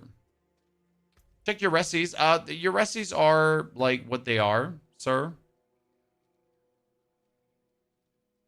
My physical is the highest, but we're also taking physical damage the most. Yeah. Stop armor and everything. Wait, what did I wanted to do mana-wise? Mana-wise? The chat said something about Pony. Why don't you temper... so what you could just simply do is you could also just temper here the... Like a hit chance to restore primary resource. Or you could just go for resource cost reduction to make it cheaper, right? But you could also get like resource back with a lucky hit.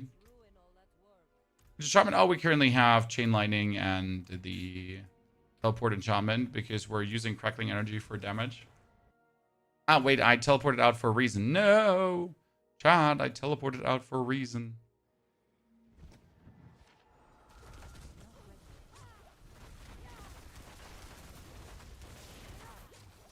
Leave me alone! I teleported out for a reason because I wanted to get something back. Thank you. Peril's Might is a great addition this season.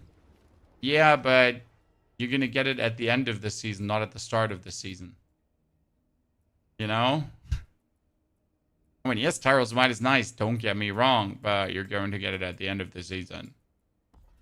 So you should play Ice Armor with mana regeneration and then probably on the cooldown reduction again, right? That would most likely be the way to go.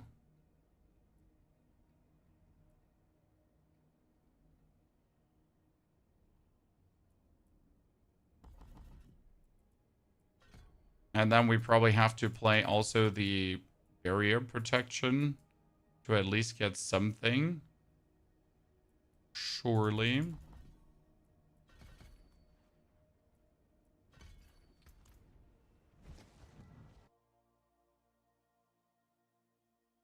Sanctify is so random. Sanctify is insanely random, sir.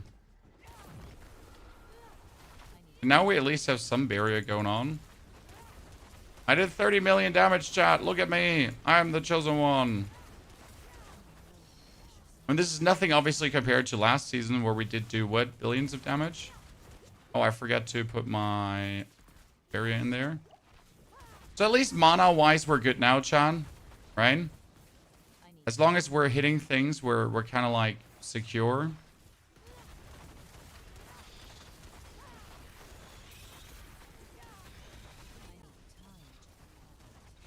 Yeah. We'll need to get a good old ice barrier going. Look at me, Mom! I am the chosen one!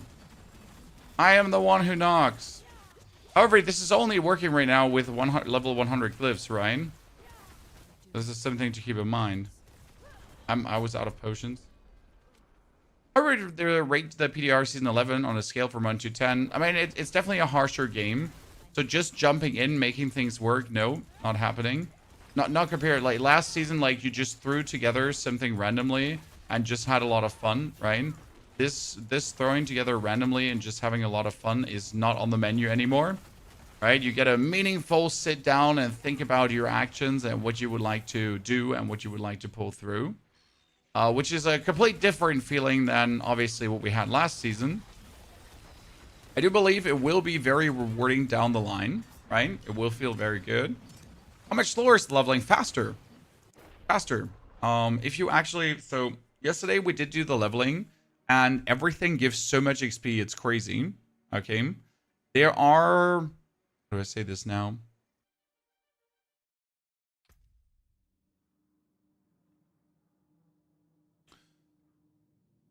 There are some activities that are overtuned. Okay? Clearly overtuned. But also some activities which are meant to be that way. So I only took 2 hours to max level. I started with a level 1 char, right? You have to do pretty much your... You have to do your Hero Slay the Duriels and so on. You got to do your 5 Grim Favor thingies, and that pushes you forward so much. And if you then do your second character, look at my second character. He starts with 12 available points again.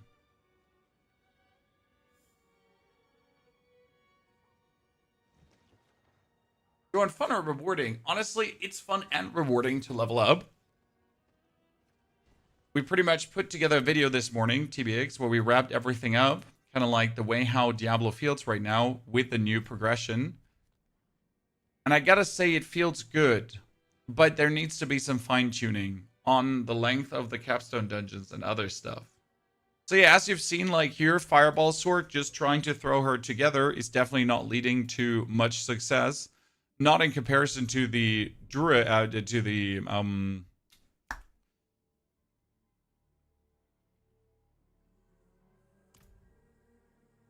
Necromancer. That reminds me, Boulder Druid, Chan. Boulder Druid. Could be strong. Try to find a Boulder Druid planner. Create a new character.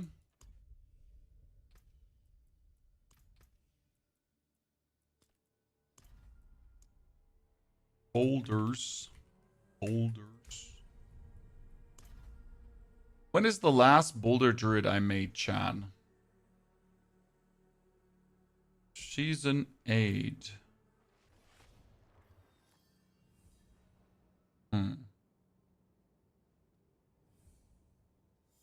I not make a Season 9 Druid?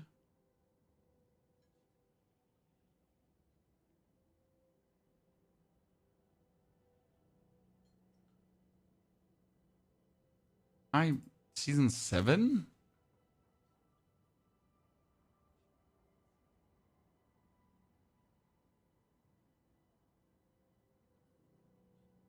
Oh, Season 6. Wow.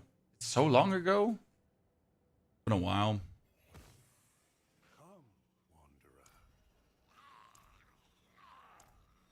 So the biggest problem with Druid right now is they nerf Grizzly Rage guys.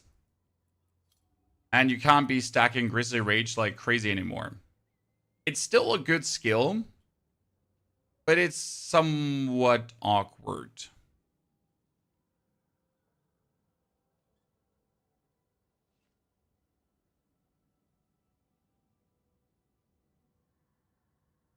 See if we can find a Boulder Druid that's a bit more up to date.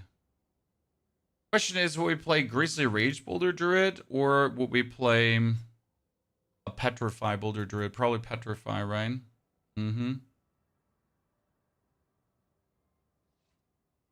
So we need a Dolmen Stone. Pulverize. Pulverize is great, don't get me wrong. And Pulverize will obviously be the way to level as always, because Pulverize will just be as always powerful. Like nothing has changed about Pulverize. But since we know that, I would like to know how efficient is Boulder at this point. I mean, what I wanted to... There's one thing I wanted to main play. And what I actually wanted to play was something with Bad Omen. So 30% chance to dealing damage to immobilized enemies.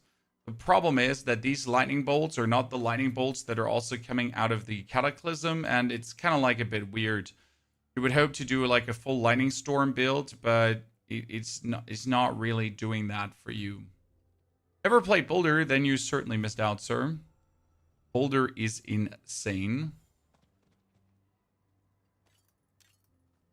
And not only a little bit insane, it is a very much crazy.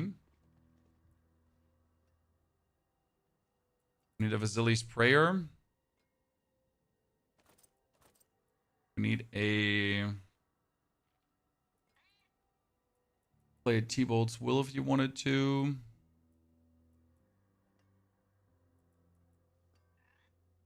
I wonder if I want to play Mjolnir Ring. Now if we're going to play the Petrify version. Right?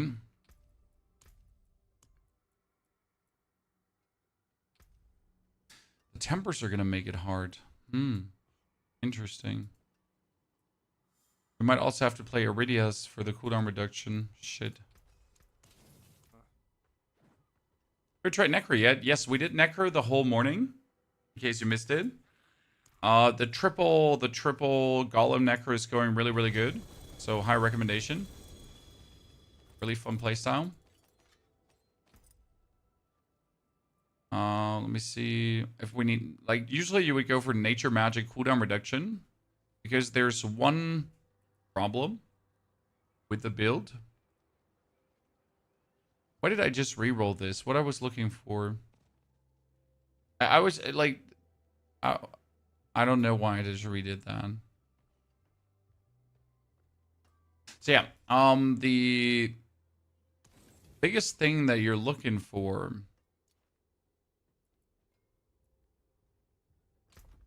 Temper manual. It's getting your Hurricane, the uptime of your boulders, right? And that's actually a problem. And I wonder if you can still do that. Because the whole goal with the boulder build is to have these boulders rotate around you continuously.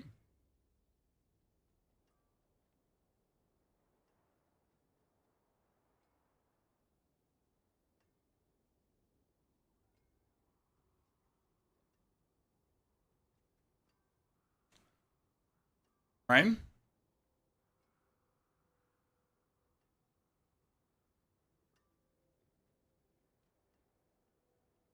Wow, we played this with Hunter Zenith, really? For the time being.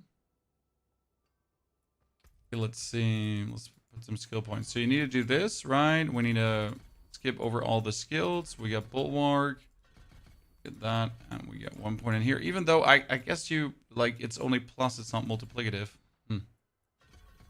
Poison Creeper, because we actually need the poison from Poison Creeper nowadays again. Then you go for this here, the good old Hurricane. And we get Hurricane to have them deal less damage. Then you get the Boulder, and the Boulder to have more crit chance. Actually, you could have the Boulder poison. Then you would not rely on the Creeper, probably.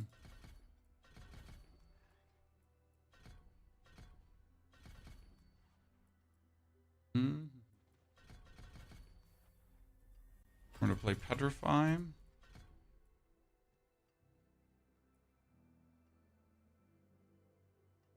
not sure if Petrify is what I would play in this version now, but let's just, like, we're really going with the old version. I just want to see how well it holds up. 1, 2, 3, 1, 2, 3, 1, 2, 3. Where did I forget to put a skill point? Here. So the real trick with this has always been you need your Hurricane to be infinitely up. Okay? So form a Hurricane around you that deals damage to surrounding enemies over 8 seconds. And the way how this works is that you're getting yourself a two-handed weapon. Legendary.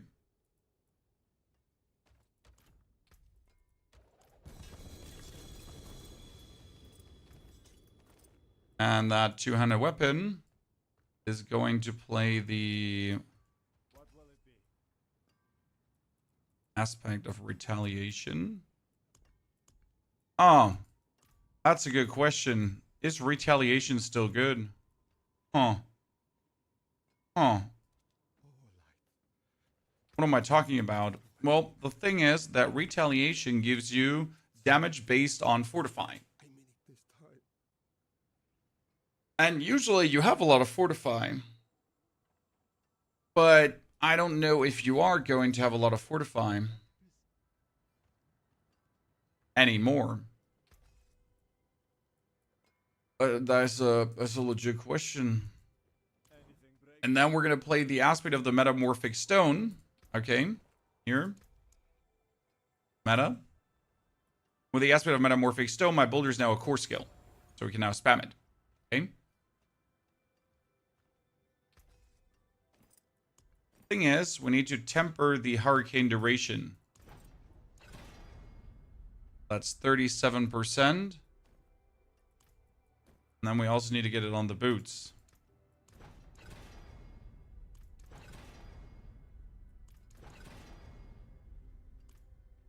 So now it would sit at 13.78 seconds, but again, not enough, right? So unless I go for another temper now for hurricane duration, so I need 3 hurricane duration tempers to actually get the overlap. But that overlap is just barely, barely. You get it? Because, you know, we're a bear.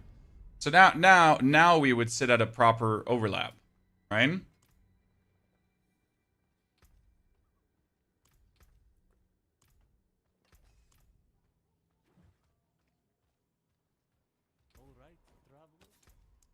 We still play Storm Shifter. You still have the Storm Shifter aspect. While Hurricane is active, gain 5 ranks to your shapeshifting skills. And Boulder is a werebear shapeshifting skill. Have to play Gift of the Stack. We could probably just play Energize still. Actually, maximum life is now useless. To go for Talon for the lucky hit chance.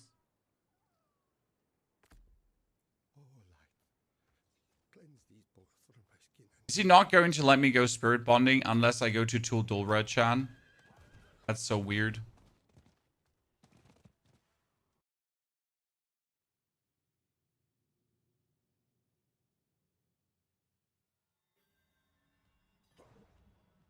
So then you would walk up, do the hurricane, then start bouldering, right? And then you just have those boulders just rotate around you, right?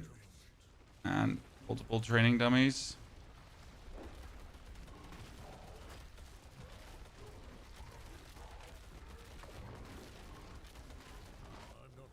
That's like where you're just gonna be zooting people over, right? So that's without Paragon points, by the way.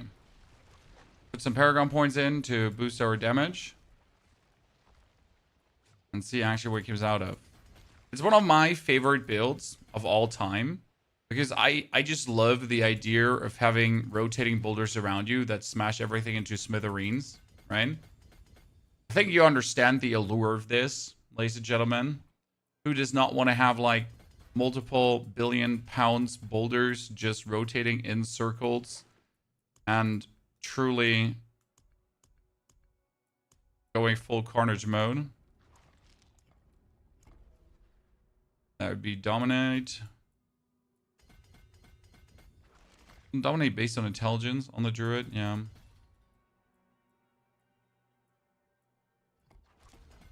Goodness, is that a while ago that we made this build? Goodness gracious, Chan. It's been truly a hot minute.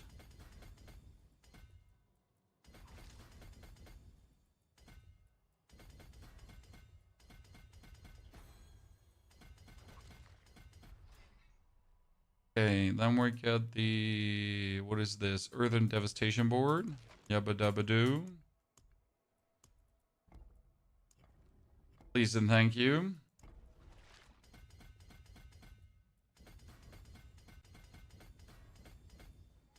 This was Earth and Sky.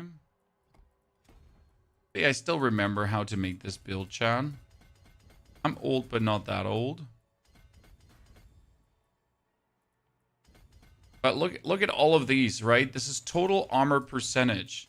Like, all of these nodes went from optional to, if you don't take them, you're a goddamn idiot. I mean, how are we not going to make our toughness, like, trying to make our toughness be the absolutely maxed out stat? Explain that, Chan. Because it makes no goddamn sense to not do this, right?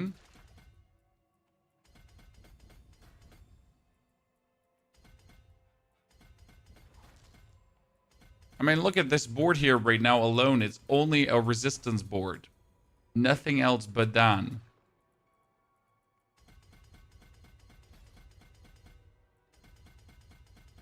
So, like, even with 200 points, I am barely able to fit everything in I want to fit in. That's so weird. It is so weird, chat.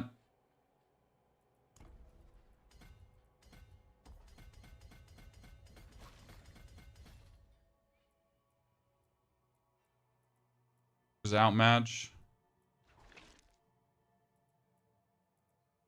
Blind. Dexterity.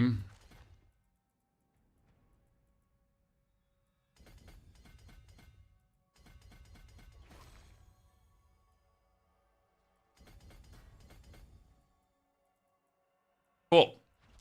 So, after we put that all together,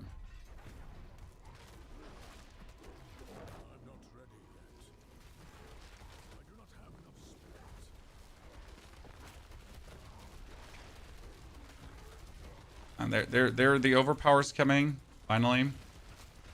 The boulders.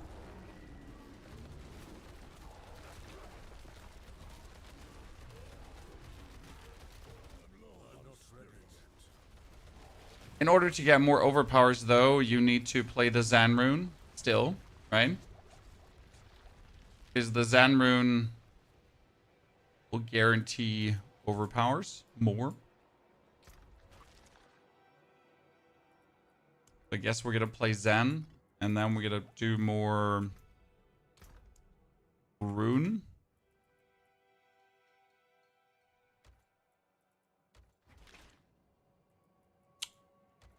We just put the Rune of Rituals back in.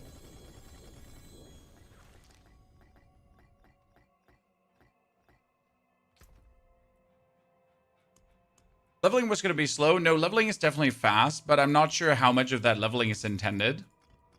Because the problem is that a lot of things are somewhat overtuned, so I assume we're somewhat meant to be at this level speed, but somewhat also not meant to be at that level speed. It's a bit of both. But who knows, right? Rune. Why don't I have Rune of Invocation? Yeah, I wanted to say. Just picked up Lum. Get out of the world and get killed.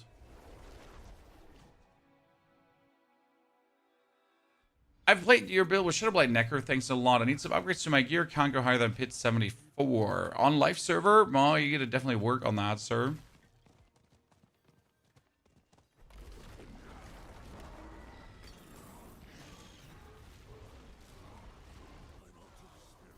Oh, we're in normal difficulty. Oops. Sorry, chat. I forgot that we're still in the normal difficulty. My apologies.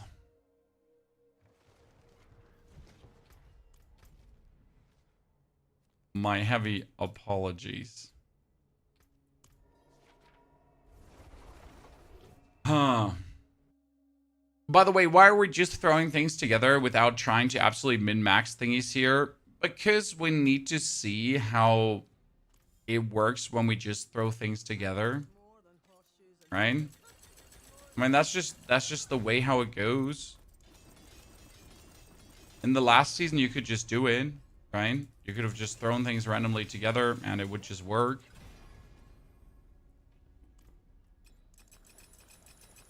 So obviously this season is different, but how far different is it? Like, right? How much more extra work do we need to put in? Oh, my actual resistances are all pretty good, I gotta say. Crit number 1, Chan.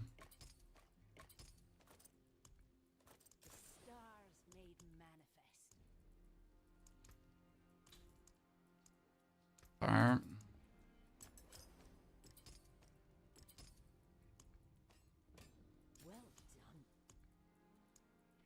Hmm.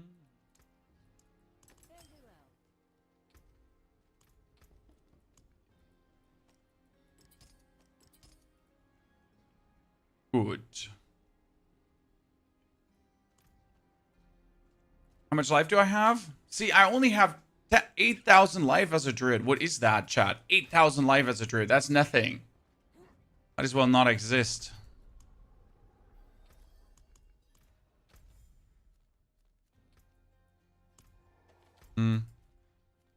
Better here. More density.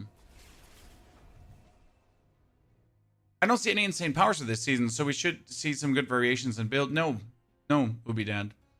Because you don't see any insane powers, you don't see a good variations in builds. Because if you don't see powers that actually shift up things, then only the best builds work. And the best builds are far and in between in the new reality of things.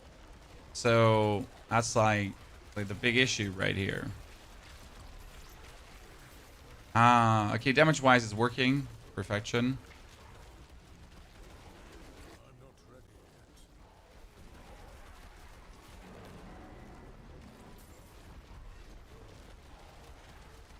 What do you want, chat? The meat grinder.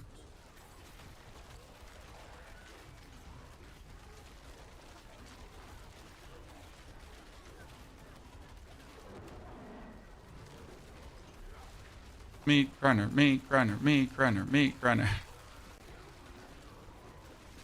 Do do do do do do do do do do do do.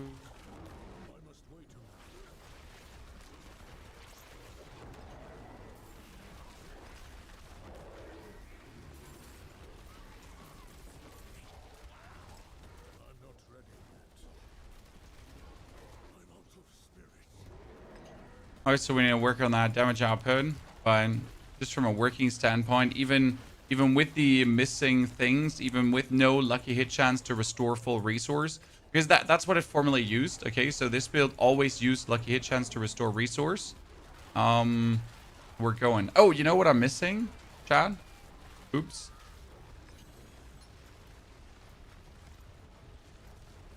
I was kind of missing the every 6 attack will cause your next Earth skill to overpower. Ah, that's kind of awkward. Okay, I need to unlock this, but I wonder why this druid thing is not unlocked, right? Because, like, so the every 6 skill with the overpower didn't used to work because, and here it comes, it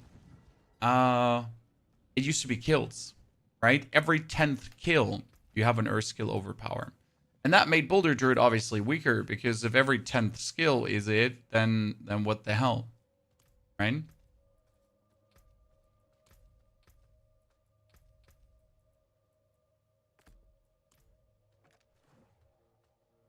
Pyro, good to see you there. And also Teach Dire. Thank you for the 92 and the 69 months. Oh, Rockets, Hundi, thank you for the 64 and the 18 as well.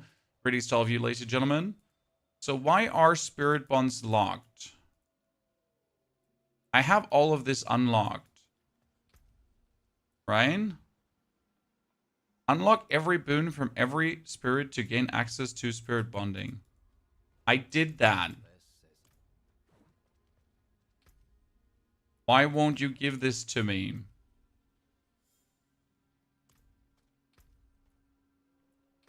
I know I clicked on the chat.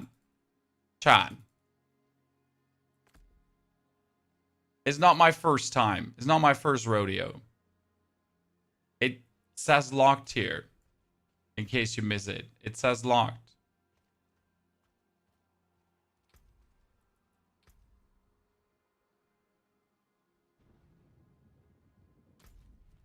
It worked for you? Well, congratulations. It didn't work for me.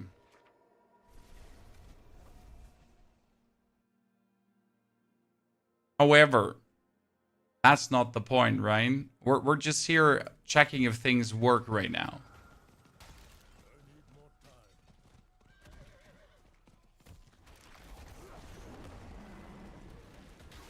Yeah, with every 6 skill now being an overpower, that actually should go vastly better.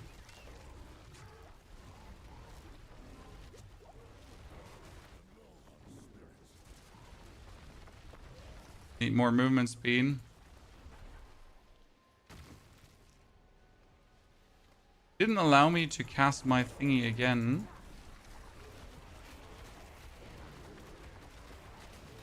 Yeah, this is way more overpowers now.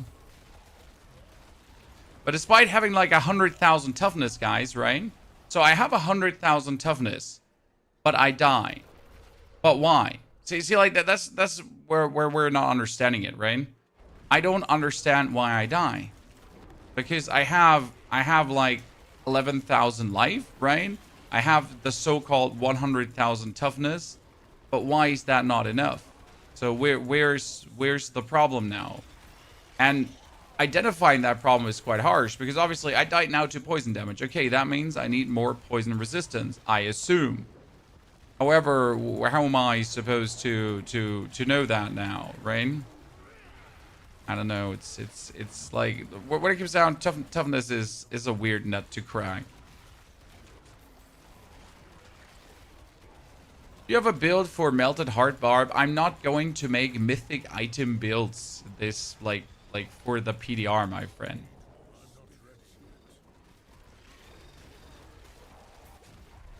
You gotta know which realistic builds are possible at first. I mean, maybe on the final day we'll go for something like this, right? A melted heart barb is a power fantasy that most people will never achieve. You need to be tougher. Yeah, but I have 100,000 toughness. So how much more toughness do you want me to have? Right? You see, it says 1,000,000 toughness right now, chat. So why is my 1,000,000 toughness not enough? All right, well, what do I need to do? I mean, my necromancer is tough enough with 50,000 toughness. Why not my druid?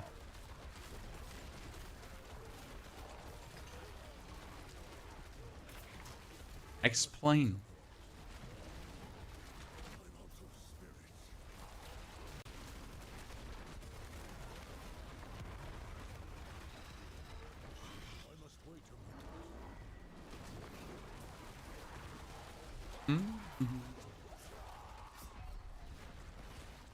Since I poison now, we also die to fire and whatever. So you have your chance to die to whatever kind of thing.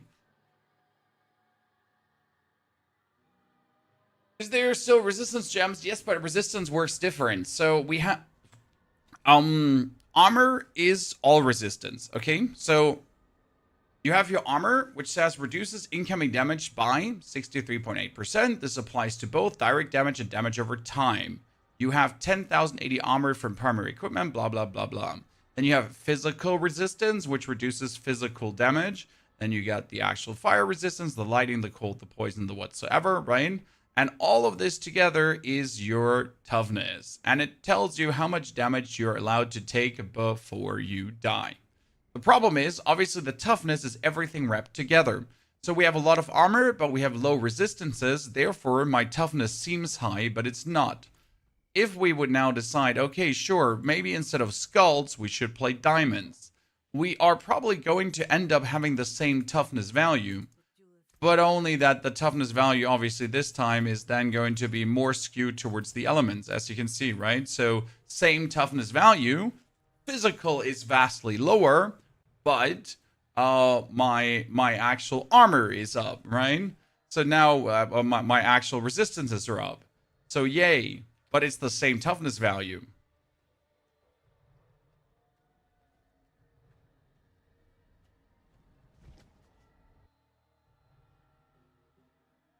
Besides the toughness, I don't think Druid will do Pit 60. The damage seems pretty low. Nah, Pit 60 is easily possible.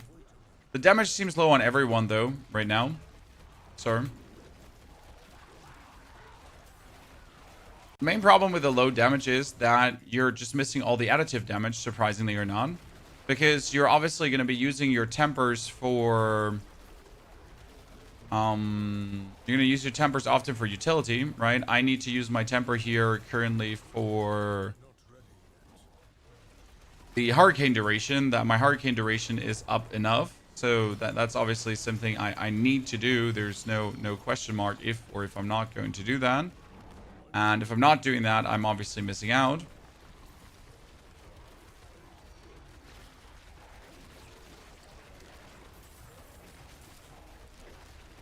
Yeah. That's that. But because of this, I'm also going to be missing out on a lot of potential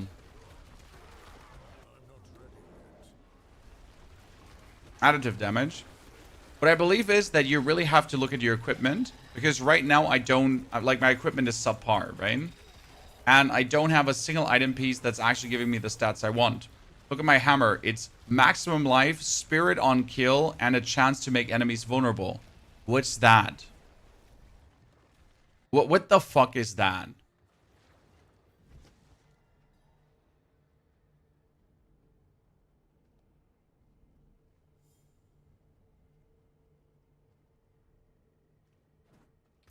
So you obviously, like, if we're looking at what we have here, we currently have 1,000 crit and 2,000 overpower. So yeah, we gotta now go to the occultist and obviously make sure that optimally the item would have like attack speed on it. Yes, your weapon can have attack speed again. So you want max life, attack speed, critical strike damage, and then preferable willpower. Right? instead of a chance to make enemies vulnerable. What is that? But they can actually have 20% attack speed on a weapon. That's insane. Your rings, right, actually has critical strike damage. That's a good thing. However, instead of now having that lightning resistance, right, you would rather want to have attack speed on that one as well. Or critical strike chance, to be honest, because you actually do need critical strike chance, since you can't use critical strike chance tempers anymore, which is really sad, because usually I would use critical strike chance tempers on earth critical strike damage, right, to get it up. These here have like the hurricane duration, right? And those gloves have 75 damage over time. How much attack speed can they have at this point? I mean, you could probably have attack speed. You could have critical strike chance, willpower, max life, and or critical strike damage, right?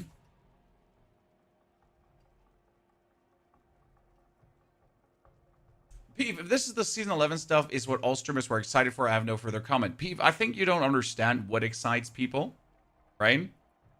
You need to understand why this can be fun, because it's a more challenging way to go through the game. And I treat games like puzzles that I like to solve. And this is giving me an intriguing puzzle to solve now on how to exist in the new reality. Are we weaker? Yes, we are. Is it going to be more tedious? Yes, it is. But does that mean it's less fun because of this, right? No. It's different fun that you might not like anymore, right?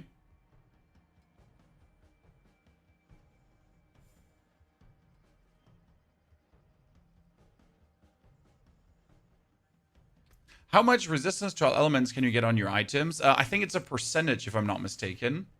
If you actually get elemental, let's check here. If I would reroll, I could get here plus 70 to all elements. Now, plus 70 doesn't sound like much, right? The thing is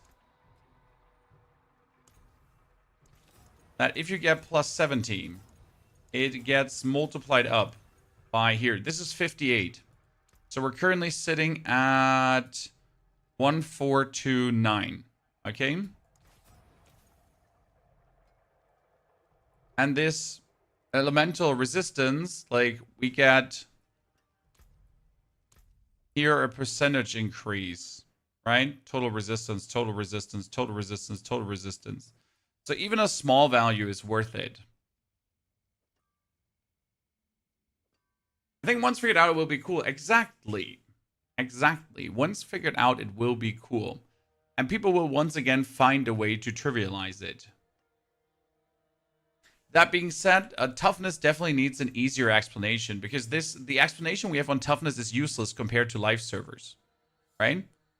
It's completely useless compared to live servers.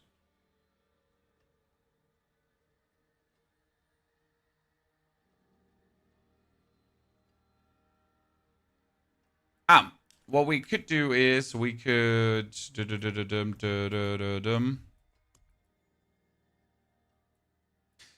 instead of Earthen Bulwark, you could also play Cyclone Armor if you wanted to.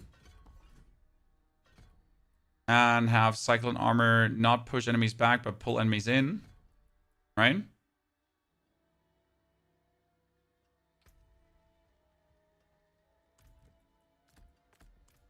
And then you could play the aspect of Cyclone. Here.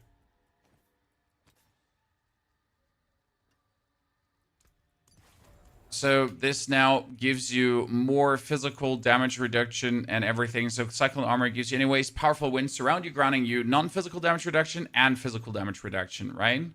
Which should be double dipping now, because physical damage reduction is also non-physical damage reduction at this point. So I'm actually not kind of sure how that calculates, right?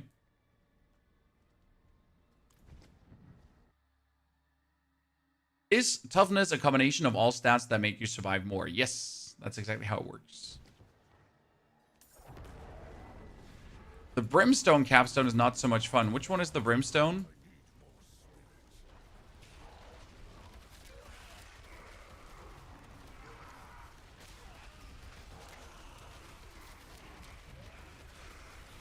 Which one is the Brimstone?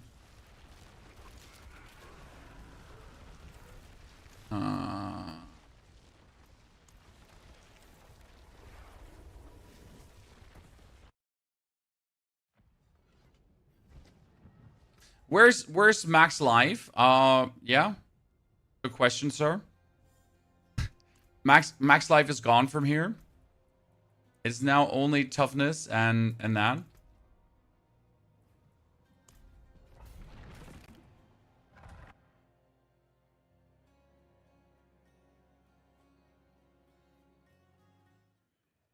Man, it's ludicrous to expect your max life to be displayed there, sir. Why would that be a thing?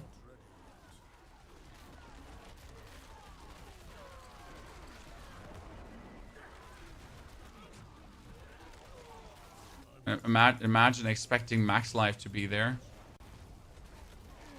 What's wrong with you?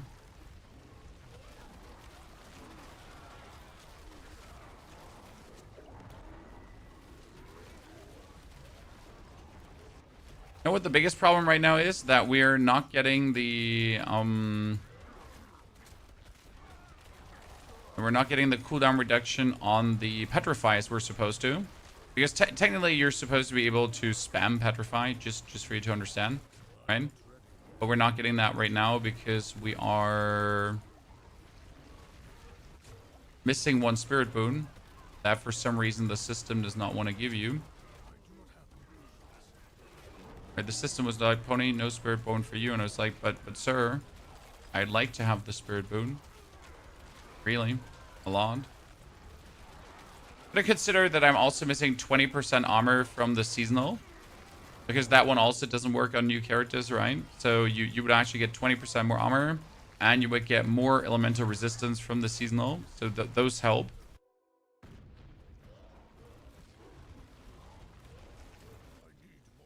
Best looking builds for season 11. So far, Golem Necro will definitely perform. So I'm not worried about that at all. Minion Necro in general should be doing plenty well. Frozen Orb Sorg does seem to be juicy. We haven't made one yet, but Frozen Orb Sorg did seem to be exactly doing what people expected it to do. Don't know about Hydra though. Barbarian seems to be flying. The problem is that most people that tried out Barbarian builds just went for Melted Heart of Selig Barb. And that's obviously useless, like, right? We need to know if a Barb without Melted Heart of Selig would work right now. Not because that it works with Melted Heart of Selig is obvious.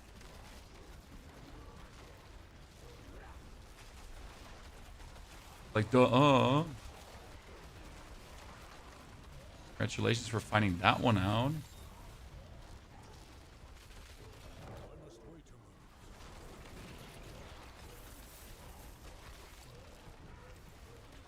How much life do you have? Oh, not much. We're currently sitting at 11,000, but my toughness is at 75,000 toughness. That seems to be enough if you also have the resistances up, right? When I'm not having any source of barrier right now, it's a bit sad. And my fortify is not coming up, which is even sadder. Because we're currently playing the aspect of retaliation that needs a lot of fortifying. And the problem is that they changed fortify to actually heal you.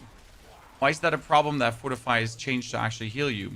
Well, the problem is if fortify heals you, okay, if fortify is a source of healing power, then you're not able to stack up fortify anymore because you're consistently getting damage and then you like, right, and then you go back and forth and back and forth and back and forth, and that's actually a big stinker.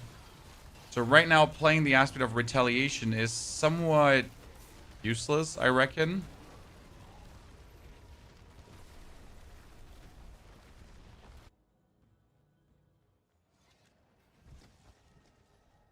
Frozen Orb Stork, I seen a Makuna with Mythic and level 100 glyphs at Pit 75 in around 10 minutes. Eraser, but that's normal right now. Sadly, that's normal. Damage is gone, yes. This is going to be a season where Pit 100 is a pipe dream, technically. Because, so the problem is, Masterworking used to be an insane source of power, okay? But what is Masterworking right now? I mean, I take my strongest item, the item that gives me here my bonus damage, the Dolmen Stone, right? That goes crazy with a 50% bonus damage multiplier that can go up to 500% more damage. But I can't meaningfully improve the Wrath and the Crushing Earth skills anymore.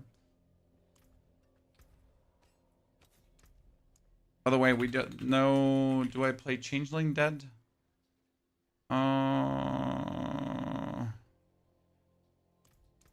Do Changeling Dead for a second and swap the boulder over to poison. Because we can't get the fortify up, right?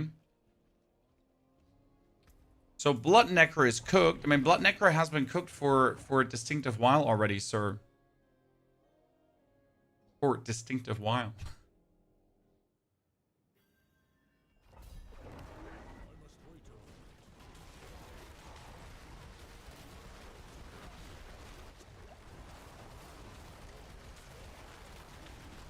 And when's the last time you've seen someone play a Blood Necro and be like, I am so happy I'm playing Blood Necro right now. Wow.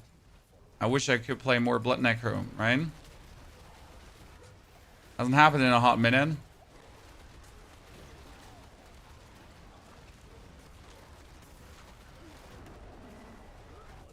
There was a 368 million. See, like, just the difference in aspect right now. Because, again, like, we were playing an aspect on our two-handed weapon that works with more damage with Fortify. But we don't have Fortify, so obviously we're not getting that done.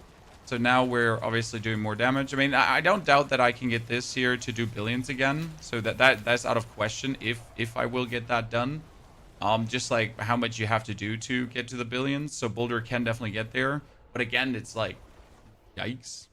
Is there a viable human form build for Druid in this PTR? No. So the human form Druid build would have technically been Ravens, but Ravens nerfed. Maybe a full companion Druid can work again because you need all the cooldowns to actually reduce the cooldowns to then be lucky enough to hopefully have the Ravens go down with a pack leader, right?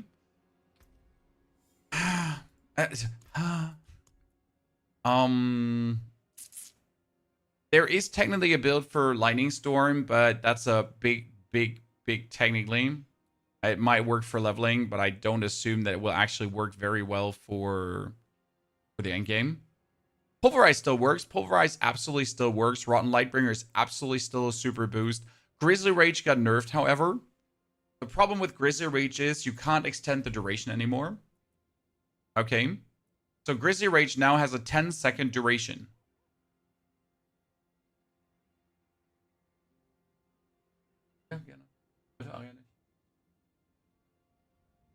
Ja, ich werde den nicht alle essen. Dankeschön. When you have the Rampaging Werebeast, which gives you another 10-second duration. However, the problem is, like, you activate Grizzly Rage, okay, Chad? You activate Grizzly Rage. You instantly get 60% more damage, and then you get the 100% more damage and all that kind of stuff. But the cooldown starts only counting when Grizzly Rage is over.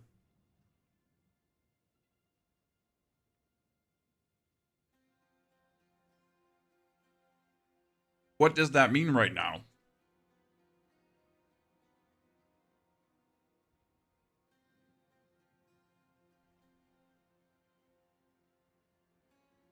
By the way, you might see quite some builds failing currently, right? Or not performing as you would expect them to.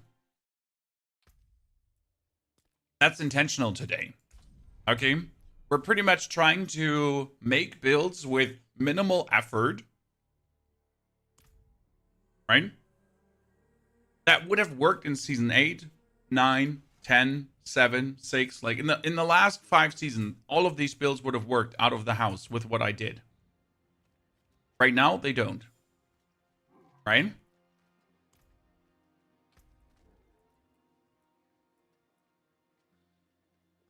Wait, that's the wrong necro. Where's the other necro we made this morning?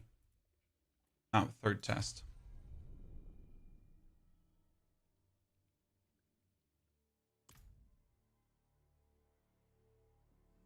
How's Rogue doing? Bugged.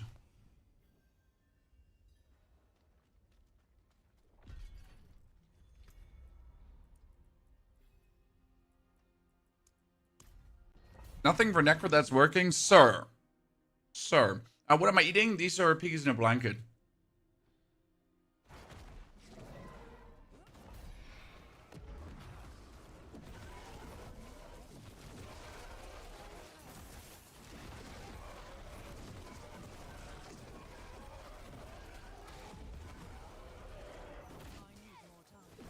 That's Necromancer in a nutshell here.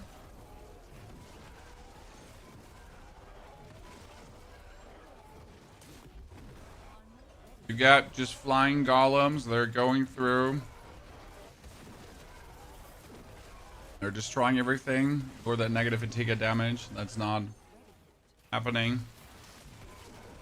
So you get a bunch of dive bombing golems. They're going dive bomb the shit out of everything. And that have permanent cooldown.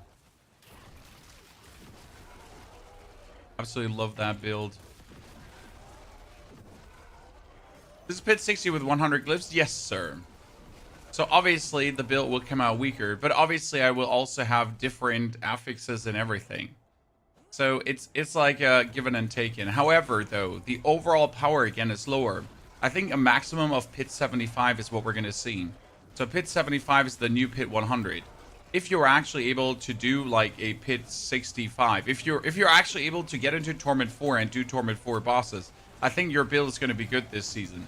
And I know how that sounds. I know how that sounds, chat. But so far, with the changes, with how it looks, the seasonal journey goal of finishing pit 75 is going to be somewhat rough. Yeah, pit 80 is the new pit 100, I'd say. That seems reasonable. This doesn't sound good. Well. Why doesn't it sound good? Like, the problem is your goalpost is pit 100, right? Your goalpost is getting your glyph to 100, whatever, yada. However, why is that your goalpost? Why does that matter? Like, an actual pit finish doesn't matter, right? The goal is to get to Torment 4 and technically be able to finish the seasonal journey. That's the overarching goal of every season. Like, you obviously do have your personal goals, power-wise, that you're looking forward to. But you also got to consider what last season gave us in power. I mean, last season gave us in power an 800% multiplier on Druid, right? An 800% multiplier. Like, listen, chat, it was an 800% multiplier that's Druid right now missing. I mean, obviously, Druid is going to feel weaker because you're missing an 800% multiplier. Who would have guessed? Who the fuck would have guessed?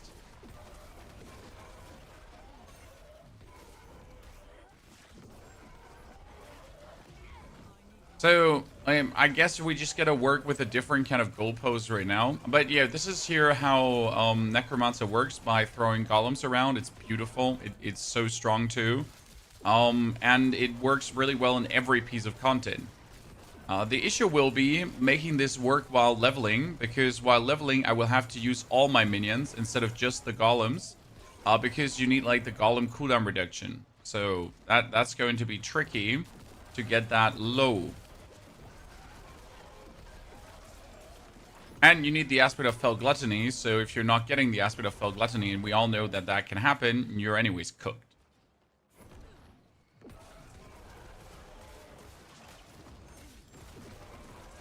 Need to do pit 100 to max out your glyphs? Yeah, but you don't need to max out your glyphs for any piece of content, usually.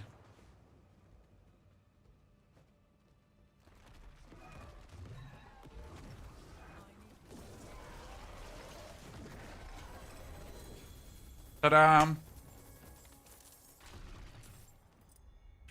It's too hard for casuals. I fully agree. The current iteration we have here right now for casuals to get to Torment 4. Good luck. Good riddance. I mean, Brian, I don't have a single glyph to pit 100 currently. I mean, so Brian, just FYI. On my main account, currently in Season 10, I don't have a single glyph to 100. And I'm the content creator, right? Are we trying to justify the change? By all means, we're not, Mike. There's one thing here. One very important thing. You either stop playing Diablo, okay? Or you learn to deal with the new changes. Because obviously, there's still room for change, right? They can make toughness clearer. They can make minions easier to kill, right? We can adapt the life of enemies again, so we can make everything easier to kill. But the Masterworking system is set in stone. They're not going to change that anymore, right? So the Masterworking system is like, this is what we have. I don't believe, like, sorry. This is in, like the tempering is also in. Sanctification, we can obviously tell them that they're shit for giving us options that could break items, right? So that's something that could potentially change. That we're not breaking items anymore. That's cool. Man, let's see what we can sanctify, by the way. Where's my Heavenly Forge? Here, we're going to take my Grave Bloom, and we're going to sanctify it now. Item is indestructible. That's bricked. We're going to take our Ring of Mendel. New affix added. Attack speed. That's kind of cool. We got Fist of Fate. New affix added. We got resource cost reduction. That's completely useless. Kraken of the Wake. We got affix upgraded to greater affix. Well, congratulations, I guess. Blood Moon Breaches is... item is indestructible, so bricked as well. On my offhand here, that has a golem hit twice temper and everything. We got new affix added. Critical strike chance. That's kind of cool. Random gambling chat. This one could have... No, I can't risk that one. This one could get... What can this one get? Affix replaced. I get critical strike chance on the chess piece that usually cannot get critical strike chance, and new affix added. So, important is what I was trying to say, Mike. For me, the game personally is still fun. That's why I keep playing it. If you obviously dislike the changes, stop playing the game, right? I'm not telling you to just suck up everything they're doing, but the reality is that these are the changes. We can still twiddle and tweak a little bit on numbers, right? Name of the Angel, this Hadriel. But wholesale changing the complete system is obviously not happening, right? So either you enjoy what they bring or you stop playing, because that's how you can vote, right? You can vote with your wallet. Just don't play the next season.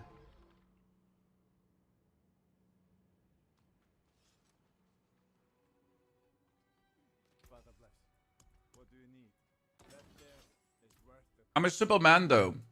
I try to find fun in what's there instead of complaining about what's not there. Rather pragmatic, but it allows me to enjoy myself more when I play computer games, right? And if I constantly imagine what could have been, and what should be, and what would be, and what we should have had, and what we don't have, yeah. Sadness lies that way. Should we try something interesting, chat? Do you want to see something?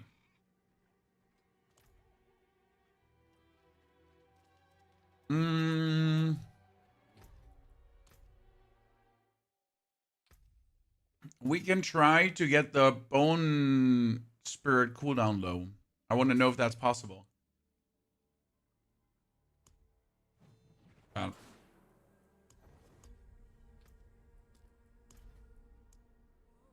Remember the bone spirit build? There used to be this bone spirit build that,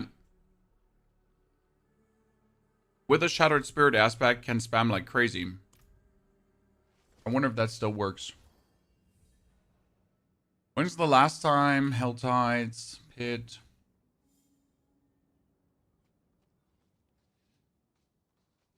That build used to work also in season 9, if I'm not mistaken.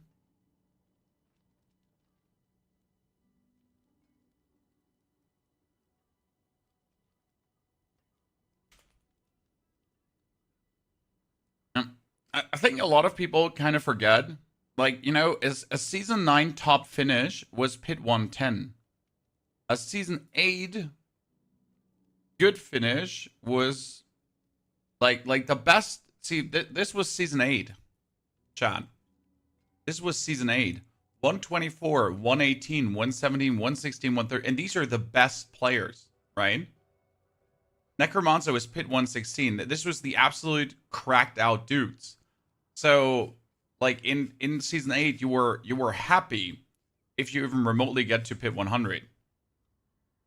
I feel like a lot of people have forgotten that already. Again, right? I mean, what was season 7? Season 7 was... Yeah, the season 7 was bugged. I remember. Yeah, season 7 was bugged. Everyone was kind of doing Pit 150.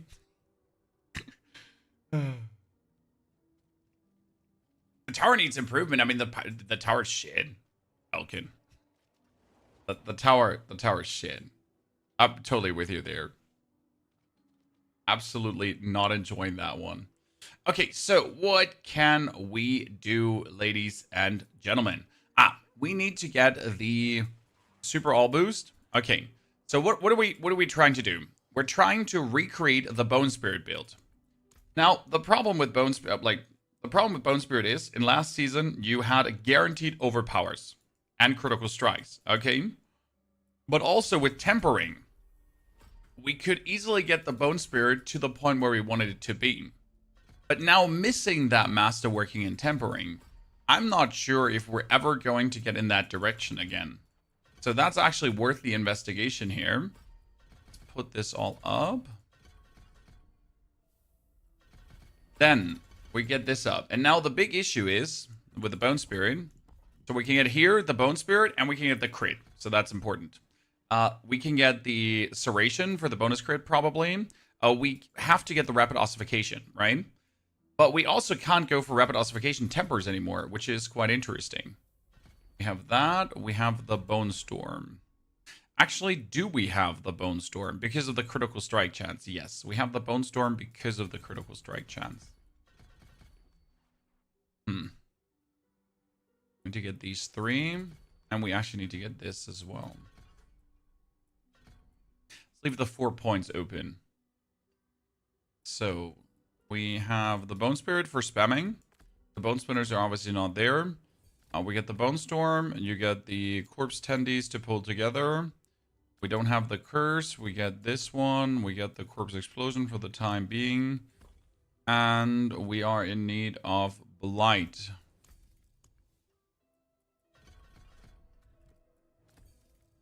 Yeah. Then we're obviously going to sacrifice this for crit. Actually, it needs to be shadow damage, sadly. That needs to be vulnerable. That needs to be overpower. Actually, no. You can't do the overpower because that's the issue, right? I would usually do the overpower. We can't do that. And we need the golem to be crit. So now the biggest issue with this build will always be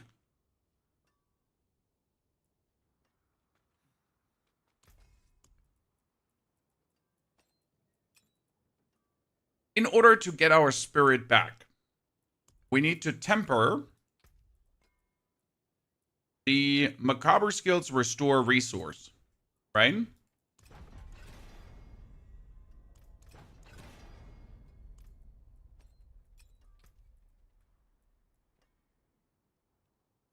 However, at the same time, we would need Bone Spirit critical strike chance, right? Because if you're not getting Bone Spirit critical strike chance, we're kind of forced to, like, how do I get this now up to 100%, Chan?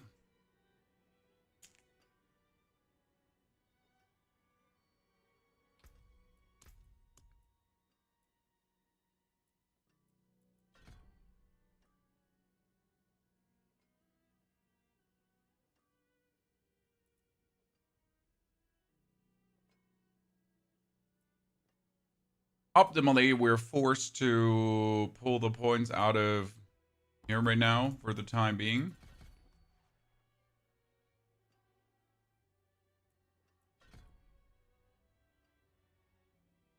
So currently, we're sitting at plus 10% and plus 20. So that's plus 30% together with a 12 from there. But that's only putting us... You really need a lot of crit, but you have 4 affixes on Gear Hunts. That's also something to not laugh about, right? We might not have the temper, but we get the 4 affixes. So we get now 18%, we get 38%, we get 48%.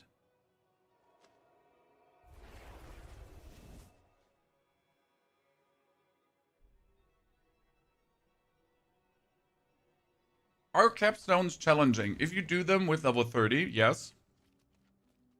But it's stupid to do them with level 30, so you don't.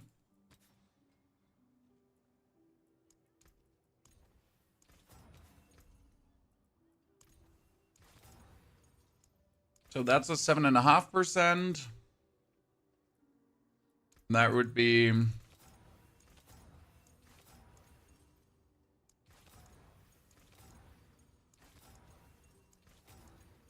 mean, obviously, I would need way other greater affixes and so on, right? But I just need to know if I can actually, like, if the build is still functional, right? Okay, can I have critical strike chance? What is this? Godness Christ. They just wanted to make me mad, chat. And we need cooldown reduction on this one over crit chance. Oh, that shit. No, I saw the cooldown reduction, but I pressed the wrong button, chat. Thank you.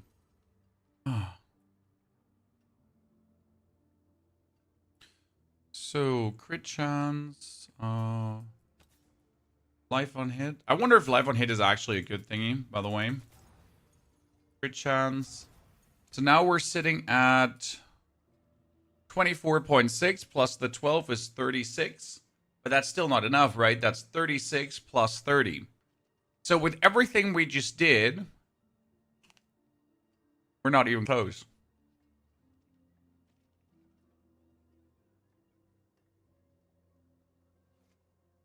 So yay.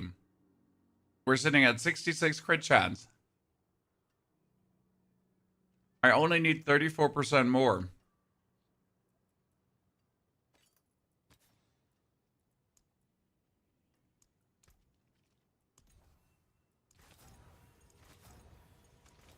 Can you not hit the crit with Masterworking, only with the final one? My friend. So yes, I could hit the crit with Masterworking. You know what it takes to do that? What about Paragon notes? There is a Paragon note that helps. But just think about how much of a late game build this makes this. Right? Put on your thinking caps for a second. How much of a goddamn late game build is this being turned into? I mean, like, seriously.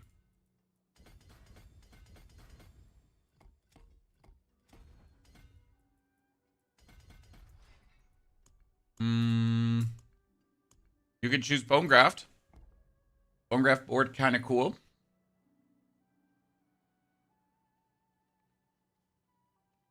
If you then want to play it, because Bone Graft is giving you more essence.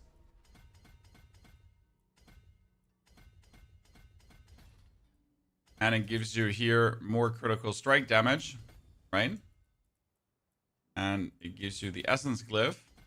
But most importantly, if you actually go all the way into the Bone Graft board,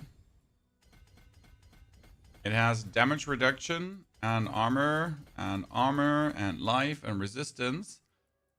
But all the way up here, the Bone Graft board also has crit, and crit. So that's somewhat something. But still, with this, we're still sitting at 10.97 seconds.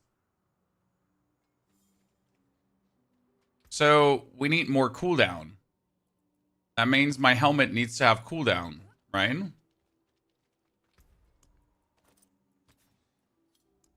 try to roll those thorns into cooldown reduction now. Because without it, that's a bust.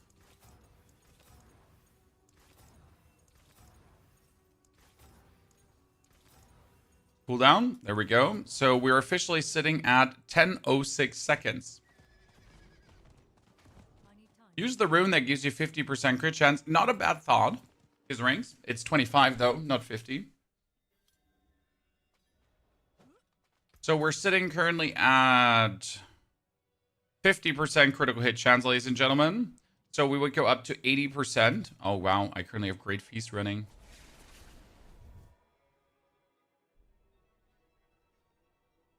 What do we have Great Feast running?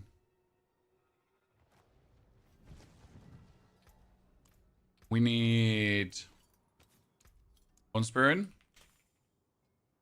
And that would be the Shattered Spirit aspect. Into the Decaying Humerus. Oh, Decaying Humorous is already on. Oh, interesting. Spirit. We could actually play in Prison Spirit again. Interestingly enough, but no, we need adaptability. And Moonrise. Right? And what we then need... Oh, this is good, chat. I forgot. We need a generic unique. Aha. Because we're 10-second cooldown reduction. How would we now get more cooldown reduction? Who knows? Raise your hand if you know. What would be the easiest source of cooldown reduction I can pull out of my butthole?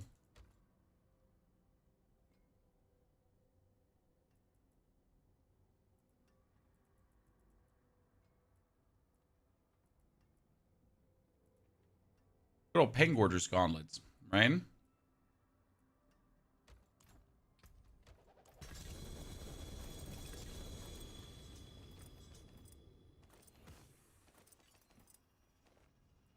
G's with a greater affix to cooldown reduction.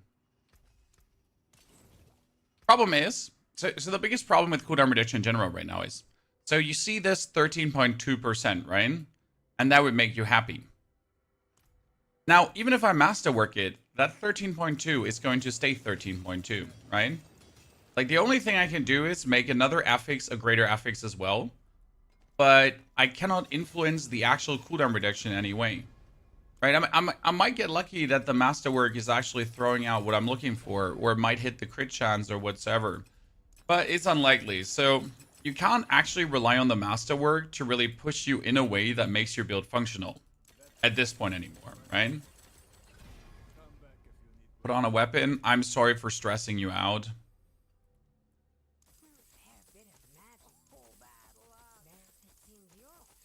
Oh, I'm still normal. Obviously, I can't get what I'm looking for. Sorry.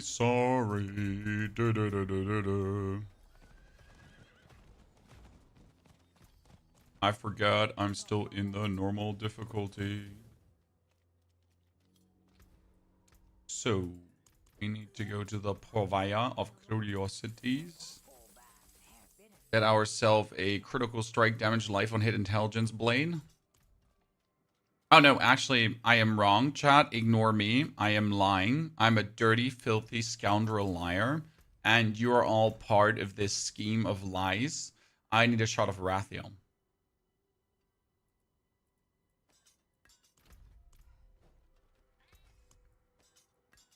You know how much more important it will get now to get the perfect rolled thingies? It's gonna be so important. It's gonna be crazy. Yeah, we're now officially almost at 20%. So what chat was saying is, Pony, you need to play the crit rune. Gar for 25% more. And since it lasts for 5 seconds, do we play Sir Gar? Because that would technically make us be consistently at max crit. Terrible, right?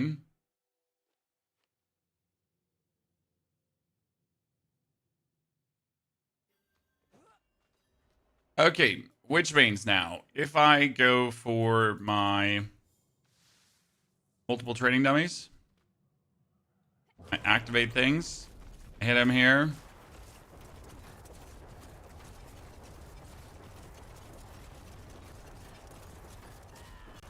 We made it cooldown wise, Chad. So the cooldown is cooldowning. We actually brought it down to 8.8 seconds, right? And we can, as long as we're critting, we can hold it down.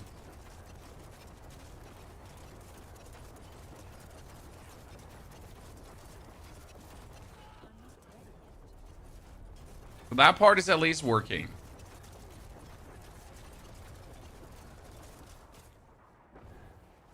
However, a lot of the damage is obviously gone that we used to have, right? Because you're not getting all the basic skill ranks. I mean, we're sitting at 10 ranks right now. And on main server, we're sitting at 21.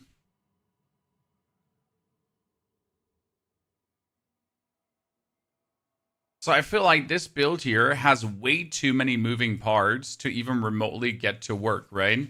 Because I need to patch up so many weaknesses of the build.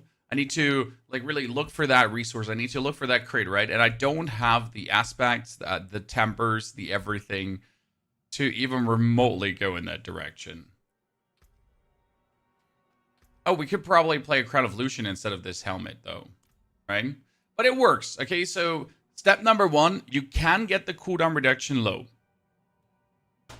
That's a good thing. I'm quite happy to see this. Still, yeah. At least you try. Well, we tried to make it work functionally, and that's important, I think. Like in my eyes. Oh, since when is this in here, Chad? Was this always in here? Or is that new? Because we have a smith in here now, an occultist. We got a jeweler in here. Oh, how did I never pay attention to this? It's quite useful.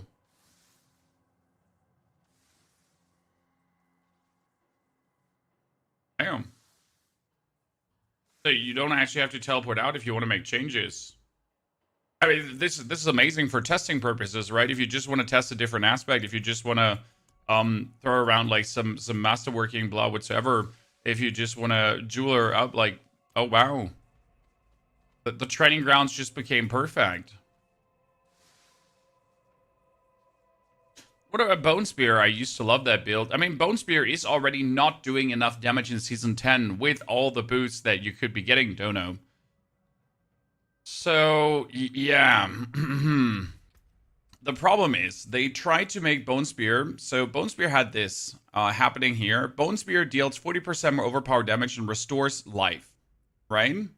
And you used to have the aspect that said Bone Spear overpowers enemies in Bone Prison. Bone Dusters. Bone Spear deals increased damage to enemies within Bone Prison, and the first Bone Spear to hit each enemy within is guaranteed to overpower. Terrible. It used to say enemies inside Bone Prison get overpower Bone Speared, and that was crazy. And now, with the Bone Dusters aspect nerfed, the whole fantasy is gone again. Is Barb going to be OP again? Barb seems to be the only character where you're going to say, wow, this seems to be working very well. Barb also received a wholesale buff. There was an interesting post from Mikuna this morning because they tried to slow down Sork. Okay, Chan? And this is what Barb does. Quality is obviously shit. Sorry. You know? Can't quality this up. But yeah, this is Barb, like, this is Barb with Leap.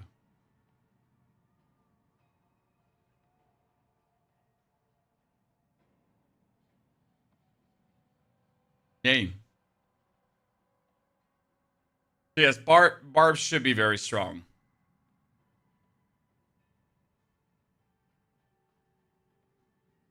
Kind of cute, isn't it?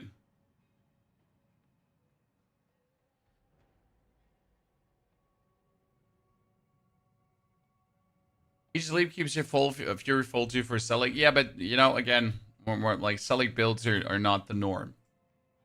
This is so stupid after the teleport change. It is. It is.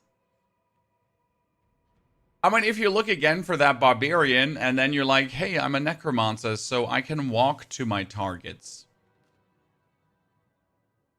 You know? I can walk to my targets. I'm a I'm happy. Thank you very much. Oh, a rogue beef for season 11. Dance of Knives is currently broken. It seems like rogue is really not in a good position. Yeah. So Dance of Knives is completely broken right now. It's hard to actually test then.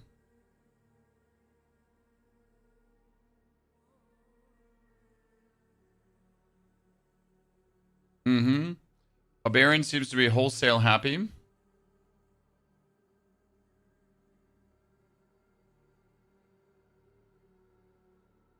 Druids are whining. I didn't check any Spiritborn things. Haven't heard from them. Sorks are unhappy. Well, that's not true. The Sorks love their new item, the Ores of Ain. Ores of Ain is actually pretty good. Yeah.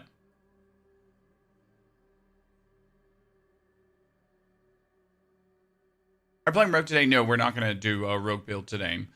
Main thing we wanted to get off our shoulders was the... what was it called again? Wait, it was the Golem Necro, because I knew this would work, right? I'm very pleased with a triple Golem Necro just going absolutely to town on everything, including Infernal Hordes, Hell Tides, bosses, whatever. They're just fun to play. What I still want to do is Frozen Orb. Right? So I wanna do Frozen Orb because I think Frozen Orb could work. I'm just at the time to do that, right? We're born just done a 92 in Tower, Robert. Well, I mean, like these are all maximum out character. I'm obviously looking for normal finishers, right, Robert?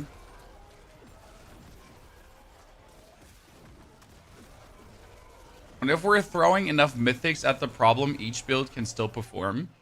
So this is very important in the current climate, right? As long as you're throwing enough mythics at the problem, you'll still be able to make a build work. You just gotta throw more mythics at it, right? I mean, the Air of Perdition, the Starless Skies, all that kind of stuff, because they are great multipliers. And that's the thing. Since they took away all of our meaningful... Come on, brain, say it. Damage multipliers from tempering and masterworking. It's all down to aspects again, right?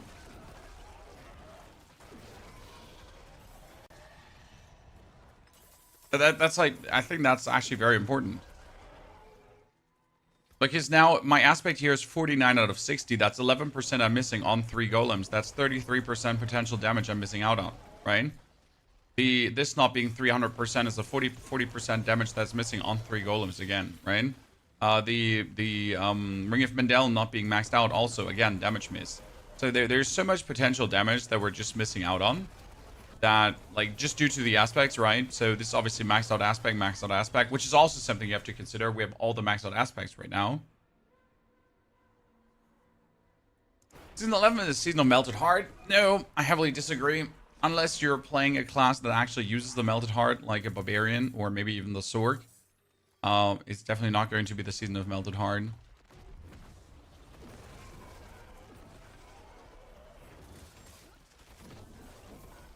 I mean, for the top barb finisher build, definitely though.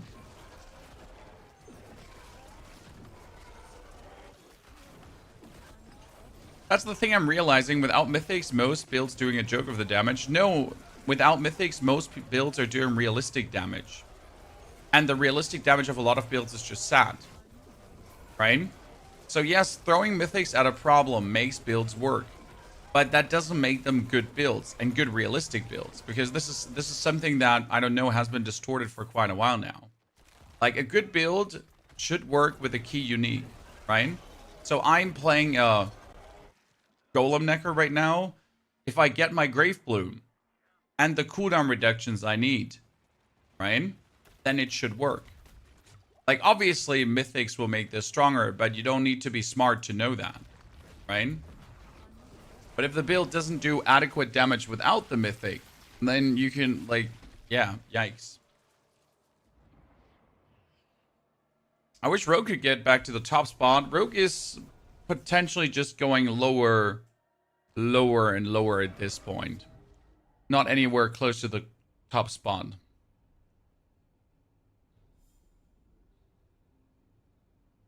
I've seen some Sork builds. Like, it's funny, we've been going from, like, permanent overpowers now to critical strike damages, right? So that has changed. Mythic should not be required for builds. Yeah, I mean, if a mythic is required for a build, then it's obviously a super, super, super endgame build, but you got to get to that point first.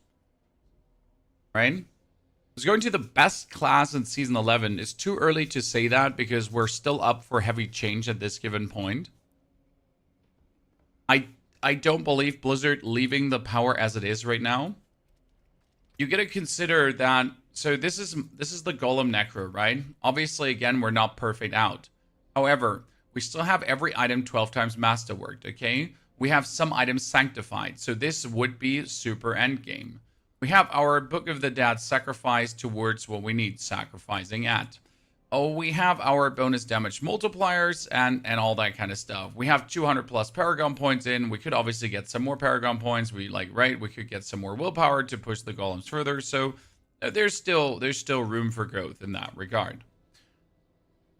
And all of our glyphs are 100, right? If I now go here for a pit 65, for example, with 100 glyphs that I wouldn't have, because in a pit 65 I would have level 45 glyphs, right?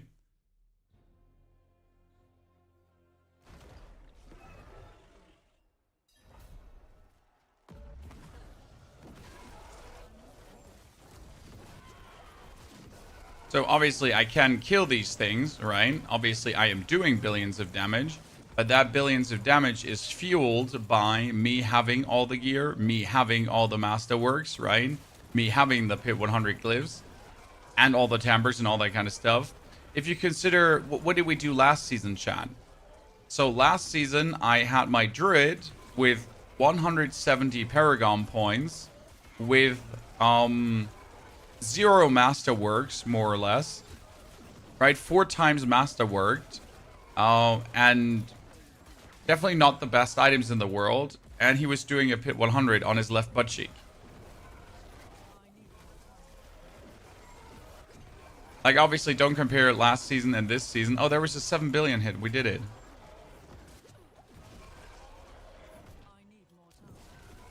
But yeah, that's the difference we're facing. Enjoy last season. Oh, I will definitely enjoy this season too. But it's gonna be hard. Like, you know, it's gonna be funny because if you finally make a good build, people are gonna look at it and gonna be like, "Wow, this build deals really low damage." And you're gonna have to tell people that no, this build does not deal really low damage. This build does actually do really high damage. It's just that the high damage is low in comparison to what used to be.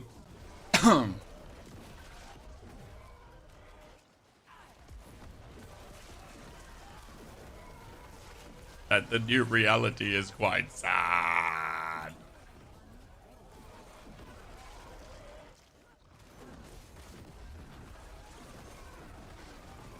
Yeah, Golem Necro at least feels super tanky, which is the one advantage of Necro, right? Most Necros can feel rather tanky.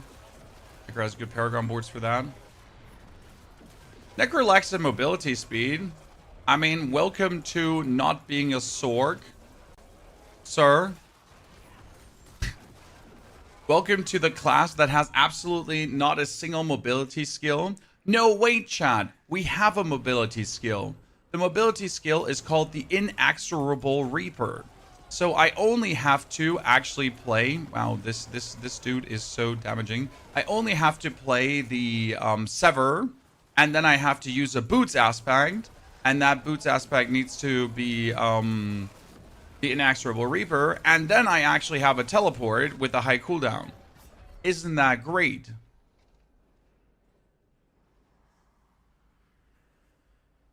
I don't understand why Blizzard wants things slow. The only imagination I have right now is that the new expansion is going to be quite a different game from this point forward. So I cannot, for the love of God, explain myself why Blizzard would do what they're doing to a degree. Again, the changes are not as terrible as people make it out to be. You are going to have quite a good time with the changes regardless. However, like, I'm missing the reason why we needed these changes, right? What sparked them? Because it's obviously a significant different game.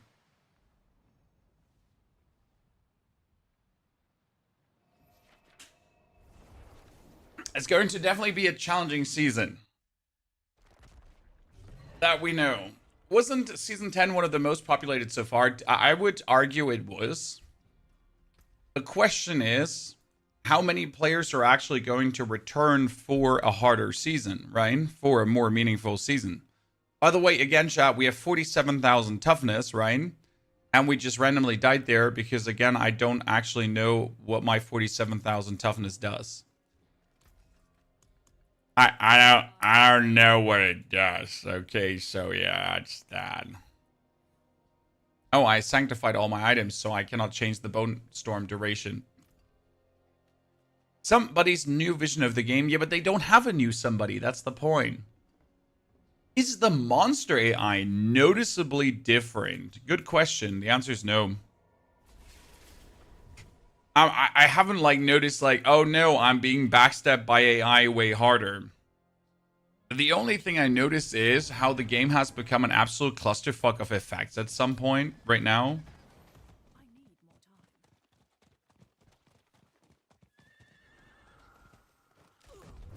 Where, depending on what you go into, it's kind of crazy.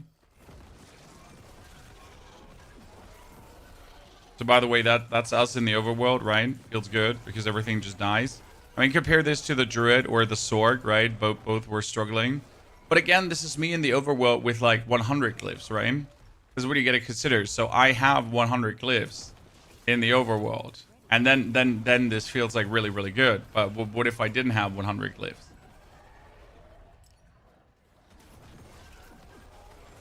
The negative damage, Danman, is a random thing. It's not actually damage my characters do. It's like some weird Integra that just slips up no matter what you do. What class are you going to play for Season 11? Oh, I'm definitely going to start with Necro. I mean, that triple golem build here is just pure love. And I would like to see if I'm really trying to max it out meaningful. And not only if I'm trying to max it out meaningful, if you're actually... if you're building into it. So the thing is, right now, I obviously went to Torment 4. I got myself the Paragon points. I made the character work. So how is this build going to feel when you're easing yourself into it, right? When you finally get the item, when you don't have everything max rolled, and when you're slowly just improving step by step by step. Right?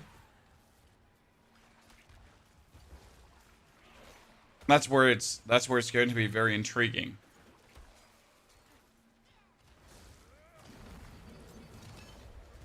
And yes, we have to get rid of these random deathies. Which I guess we could probably just get over when we have proper items. I mean, look at this chest piece. That has intelligence, essence per second, armor, and critical chance. Not even max life. This one at least has max life. That one does have max life. We get max life over here. And we definitely max life over there, right? To make everything work. Also need... When we get 87.3% crit chance. Damn. That's good. What I wonder is if the current feedback is going to spark Blizzard to postpone the season, or if they're like content with what we have, right?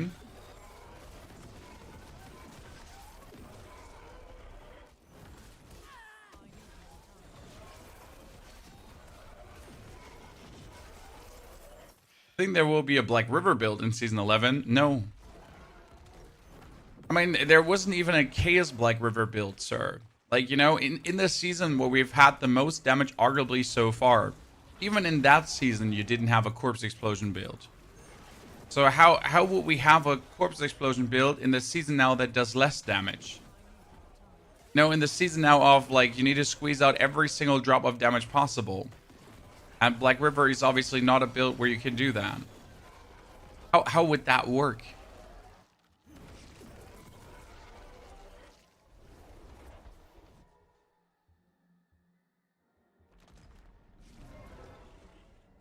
Sanctification is so lame. My problem with Sanctification is that it's wholly random. Right? Like it's completely 4,000% random. Like right now I get here, ignore durability loss. I got critical strike chance. I got myself a greater affix. We have ignore durability loss. We got resource cost reduction, critical strike chance. So, for example, this is my 2 greater affixed Fist of Fate, okay? And I get a resource cost reduction on it. And that's bad. So this item is essentially ruined because I could have gotten another aspect. I could have gotten another greater affix. I could have gotten a damage multiplier to my minions. So now I have to get another Fist of Fate with a greater affix to lucky hit chance that also has a good roll on the aspect, right?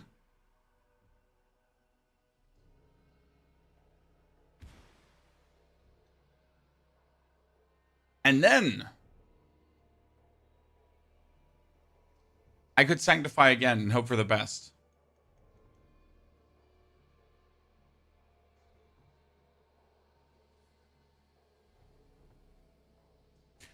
The way Sanctify is right now,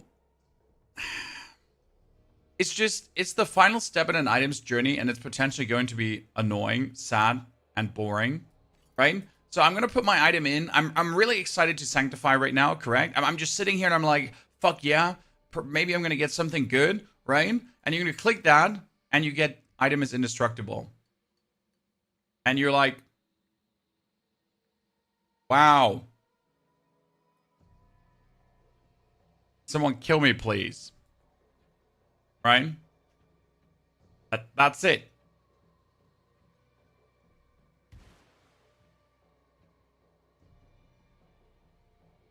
Excitement gone. This is really big problem. Okay, you know what we're gonna try right now?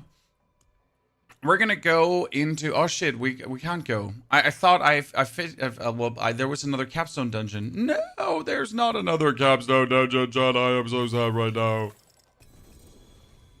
I thought we had another Capstone Dungeon that we could go for because we did all the Capstone Dungeons. FYI, chat, right? We finished them all. We pit tier 60, pit tier 75 is the last one you would have to do, right? But we got the Tempest Oasis. We get the Sins of the Many.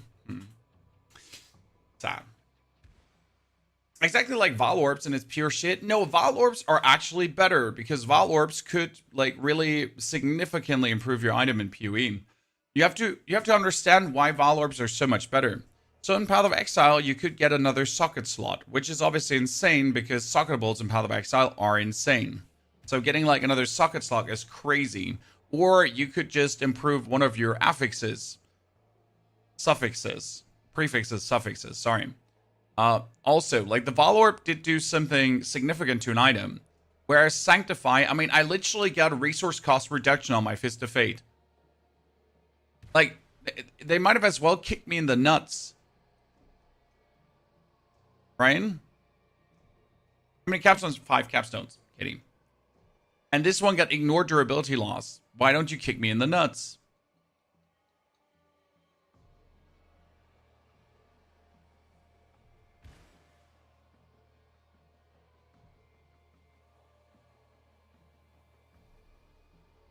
The problem with sanctification is you need to temper, waste resources. You need to masterwork, waste resources. And now think about it, chat. Think about it for a second. If I now go to the jeweler, I take my amulet, and I would re-roll my amulet 20 times to get the proper skill ranks. Okay? Chat, listen, okay? So we all know how cool amulets can be, right?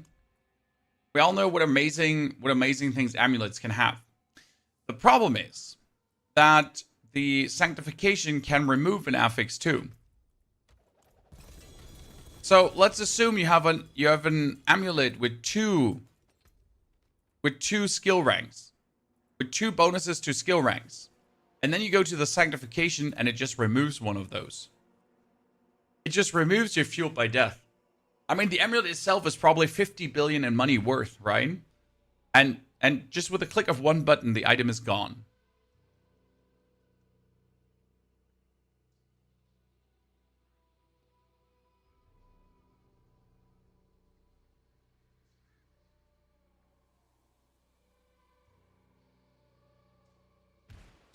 Do you not think they will change this? Oh, they will most likely do something about it, but this is why we're having these discussions, chat. Right? It's not, so I'm not saying it's over, Joe ever.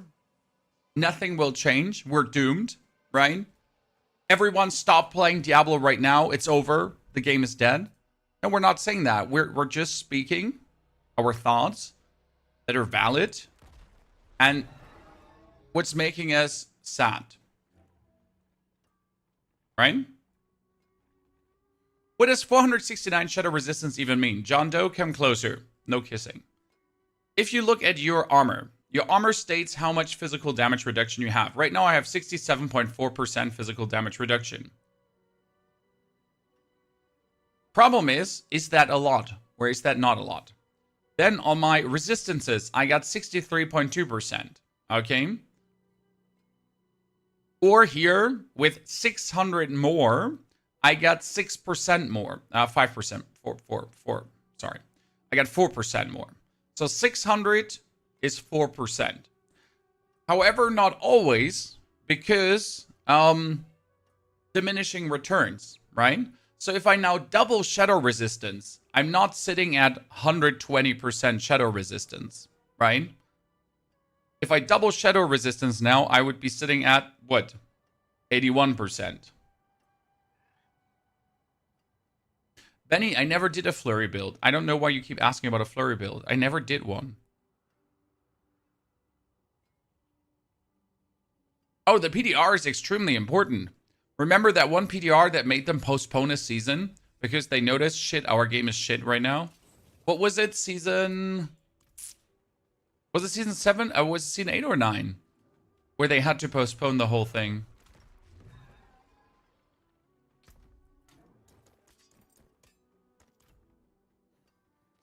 There was something there. Definitely. Okay, so what do we have to do now? We noticed that Fireball doesn't work, chat. So we made a Fireball Sork. Fireball Sork was sad. That means let's actually look at Frozen Orb shenanigans, I'd say.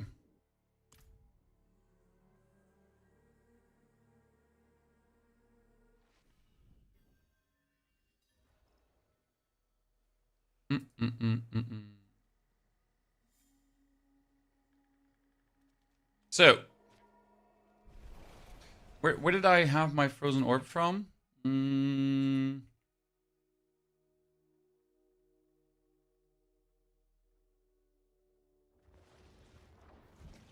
I had, like, we experimented with Frozen Orb, but when did we make this? I know we made one, but when? And where did I save it?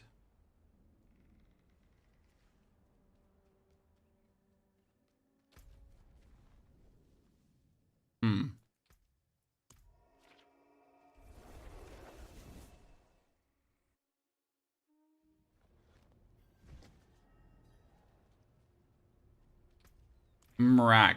We need crafting material. No, not crafting materials, Mac. We need equipment. All uniques. That's a lot of affixes. Amulet.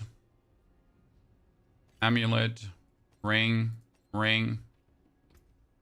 Okay, so we get the Fractured Winter Glass.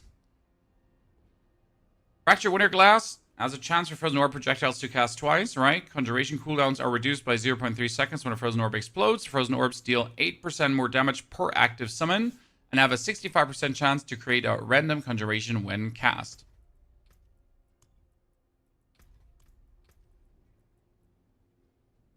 Plus, lucky hit, your summons have a chance to launch nearby Frozen Orbs at enemies.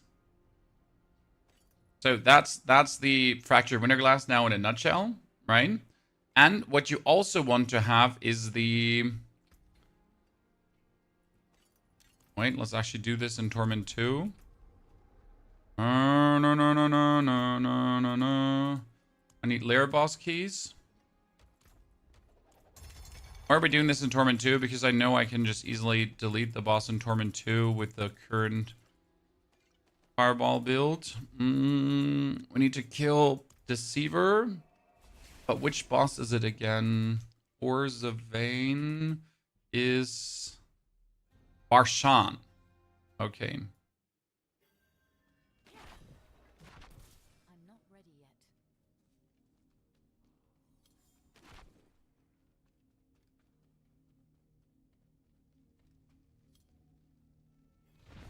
I feel like if you're saying the game is making me sad that it's kind of failure for the game, absolutely. I'm pretty sure that this season is a season that a lot of people should sit out on. Okay? I know that sounds sad to say, but I genuinely believe like if you don't think these changes are good, definitely sit out on it and wait for season 12, potentially the expansion, to hope that they fine-tune this. Right? Because like a little truth here, chat, for a second. It took them season 6, 7, 8, 9, and 10 to make the game good again. Right? I mean, in season 6, they changed the game tremendously. Season 6 was the expansion with the new level system, new torment system, new everything. And it took them 7, 8, 9, and 10 to finally bring the game to a good point. And now in season 11, we're changing it again. So how many seasons do you think it will take to get the game streamlined another time?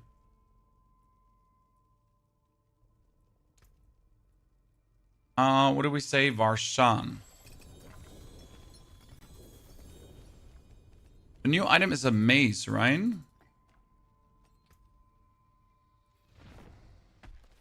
Stars of Endless Rages.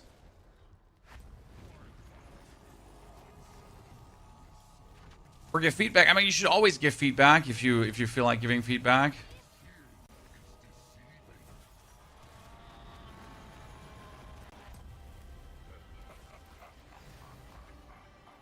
Problem is, though, that they will keep these changes moving forward. Yes, Tuck to Nook. These are not just seasonal changes. The Masterworking and Tempering stays. The Toughness stays. The seasonal rank actually stays. But I gotta say that the seasonal rank is fun. So I won't accept seasonal rank slander, brothers. I won't accept this. Seasonal rank slander not in my house. I like this one. I think this is an okay change. Tempering is fine. Masterworking is la-la. Sanctification obviously needs a couple of pathos over before it's good. I do believe we need to lower enemy HP though. Like I truly wholeheartedly believe we need to temper down monster health. Then it works. Because right now, the way how monster health is, how boss health is, too many builds are unviable. Right? I mean, barely any build will work. Like there's a handful of builds that will work.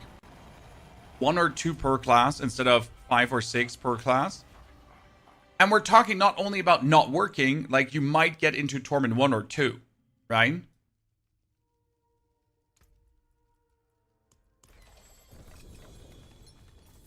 Okay, is this not dropping, Chan?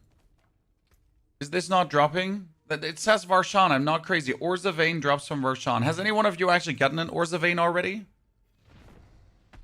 I could probably, you know what? I could just gamble maces until I have it. Fuck that.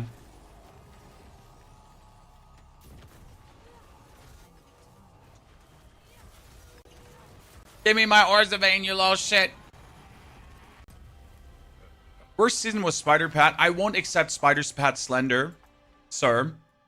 Spider Pat was one of the best seasons because they had the vaults. And the vaults were the best thing in the game. I will not accept Spider Pat Slender. Come on now. Also, worst season so far. Exactly. Idaho. You're saying worst season? Well, I race by worst season so far. TBX. Don't worry. There's always another level of disappointment they could bring.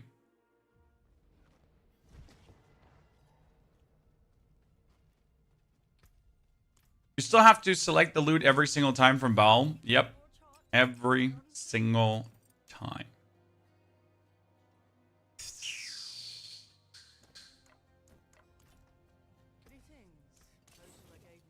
By the way, I saw a Frozen Orb Sork, guys. The Frozen Orb Sork only had 4 greater affix mythic items. And then it was working.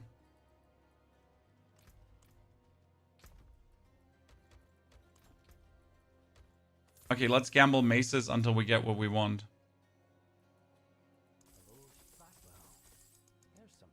See, I told you there are Orzavanes there. Look, by the way, look at how many Orzavanes, Chan. What is this? Hey, chat, does anyone want an Orzavane? All of these are sad. I want a better one.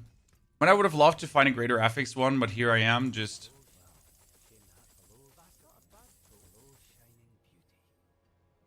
29%. What does Orzavane do? It's actually quite cool.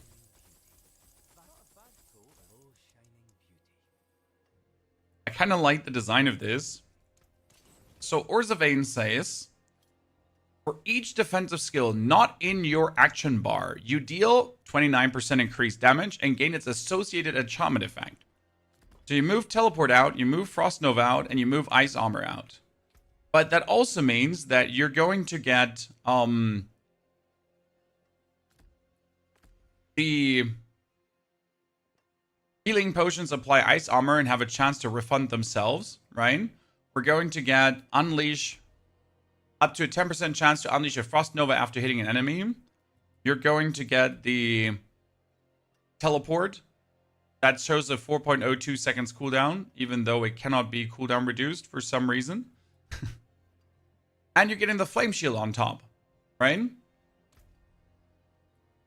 No defense, though. Well, if you're playing Frozen Orb, and if you're unleashing Frozen Orb, you should be fine without a defense. I'm saying you should be fine without a defense, but what do I know, Idaho, right?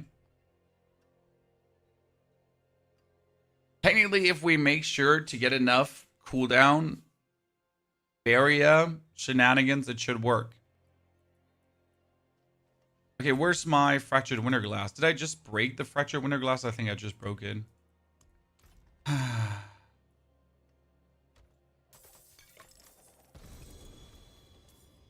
I might have accidentally broken. Oh, 3 ranks to Frozen Orb, ladies and gentlemen. I repeat, 3 ranks to Frozen Orb. We're the chosen one. The chosen one.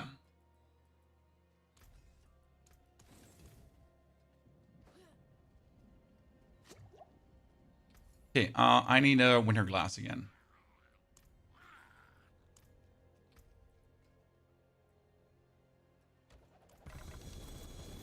I know we made a Frozen Orb build.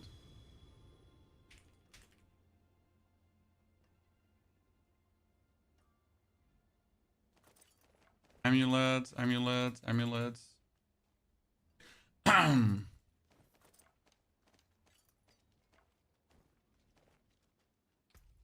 Okay, let's see what we can pull through. There's another Winter Glass.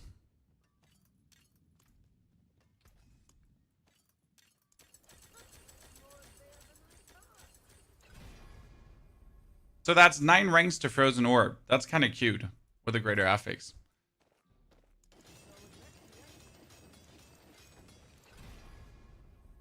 That's damage over time. Might as well shoot ourselves, right? Bring that over to not damage over time. Attack speed. Cool. We get Orzavane. What could Orzavane get here? Oh, you can actually 20 times masterwork a 750 item as well. Huh, interesting. And you can greater affix that as well. Double interesting. Who would have guessed?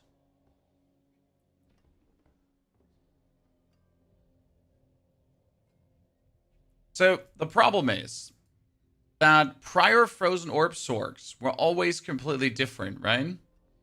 Because we are right now in need of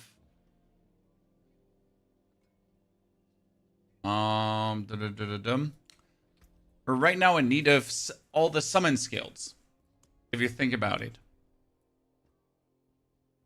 Right, random basic skill that we don't need. Then you obviously want Frozen Orb, everything available, and probably Frozen Orb goes for vulnerable. I mean, you could probably go for the mana restoration, because I don't know how the mana will feel in the long run. We're going to have to go for dominance, right? To shoot even more core skills out. Then you gotta have to go for no of these skills. What I wonder though is if health potion applies ice armor, do you then want to have ice armor here with the increased damage to frozen enemies? Probably, right? Most likely. And if Lucky Hit Chance could do a Frost Nova, do you want Frost Nova to potentially restore mana? Or do we want Frost Nova to have enemies take more damage? I mean, you have the teleport, so you could still go for the teleport crackling energy if you wanted to. But I'm not sure if that is something. Do we need energy focus back again, chat? Because that was you generate a barrier for 1.5% of your max life every second up to 30%. Do we need that in the current climate? I mean, what you definitely need is we need familiar. So that's out of question. Because familiars are summons. You need Hydra. Because Hydra are summons too. But I'm not sure if you want any of the... I mean, probably just put 1 point in Hydra, right? Unless we're getting core skill ranks. You want the blades for sure. And the blades are going to give you cooldown reduction. Or attack speed. Yeah. Then we obviously need the damage reduction when we spend mana. That's out of question. And you would need the lightning spears as well. Do we need anything for the lightning spears? Stun enemies. Casting lightning spears spawns additional lightning spears. Yeah, probably. You don't need the bonus summon damage. I don't like the Ice Blade skills. Yeah, but you need this. Because, so the Frozen Orb deals more damage per active summon. Okay? You need summons like crazy. Like, there have to be summons everywhere. Summons have to be crawling up your butthole. Okay? Like, left, right. Like, you need to turn around to summon. You need to turn around again, another summon. Right? And like there literally need to be summons everywhere.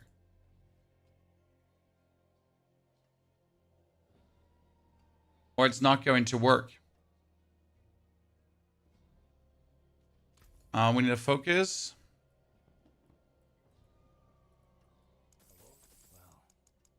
Oh, sorry, Obolds.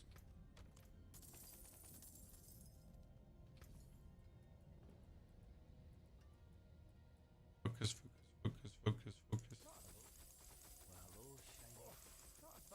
Not a single one with a greater affix would? But why?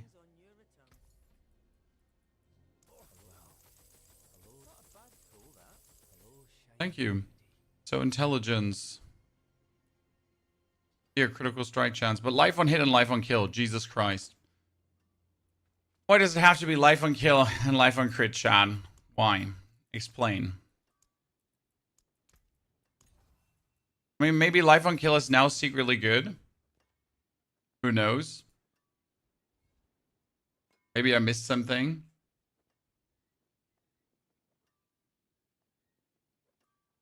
And life on kill is now secretly amazing. Will Nagu C work for damage for Frozen Orb too? Yes, you can probably go for Nagu.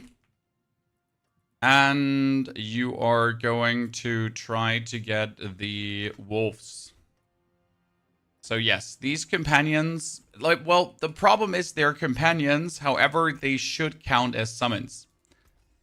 Now, should count as summons and do count as summons are two different things, right?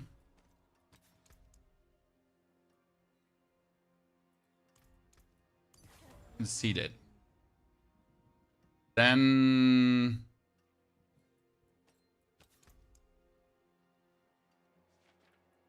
we get, what is it called again? The take more damage, more shiver they have. What would it be? Oh, no, Shiv. Yeah, shivering aspect. We need...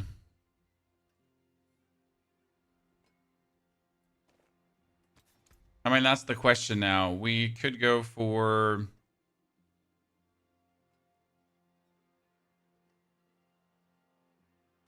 Avalanche, which says the Avalanche Key passive reduces the cost of frost skills by an additional 30, and its damage to vulnerable enemies is increased to 100%, right? And then we would actually need the Shredding Blades.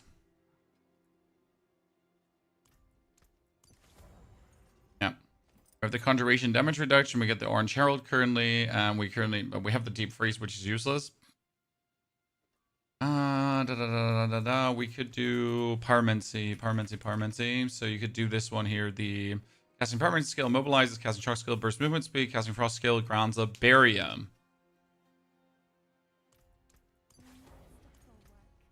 Kind of.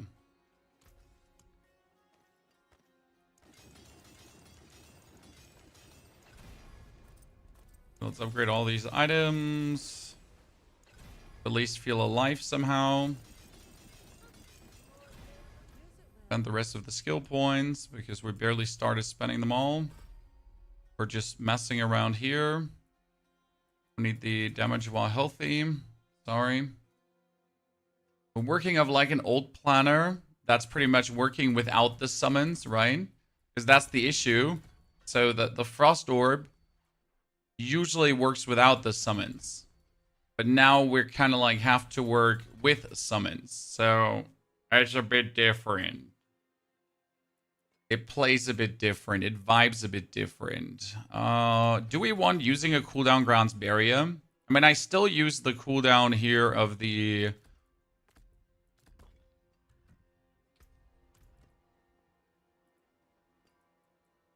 I use Frozen Orb. I will use Hydra. I will use Lightning Spear. I will use Familiar and Shredding Blades. Right? Frozen Orb, Hydra, Lightning Spear, and then we have Currents. What I wonder is what would be the most optimal... So you have the Frozen Orb enchantment, which now says casting a skill has a chance to launch a Frozen Orb at a nearby enemy. So Frozen Orbs can cast Frozen Orbs. That's insane. But do we now go for Familiar? Or do we make more Hydras? Hydras are useless. I guess it has to be Familiar, right?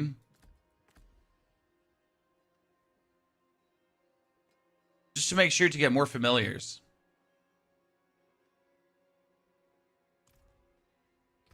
And one more skill point left over. Let's just throw this at a... Oops, I should probably redo my Paragon board too. Oops, I should probably redo my Paragon board. However, my Paragon board should be somewhat the same. The only board I need to change is... You know what? I don't have to change a board, actually. Because we get Fundamental Release, we get Searing Heat. Yeah.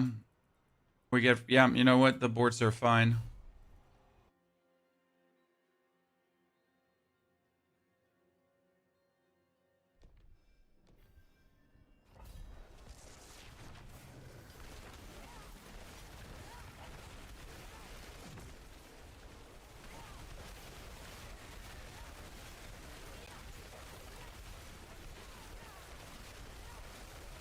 I mean, at least everything is under control. At least I have infinite mana, so that's for sure working. Right?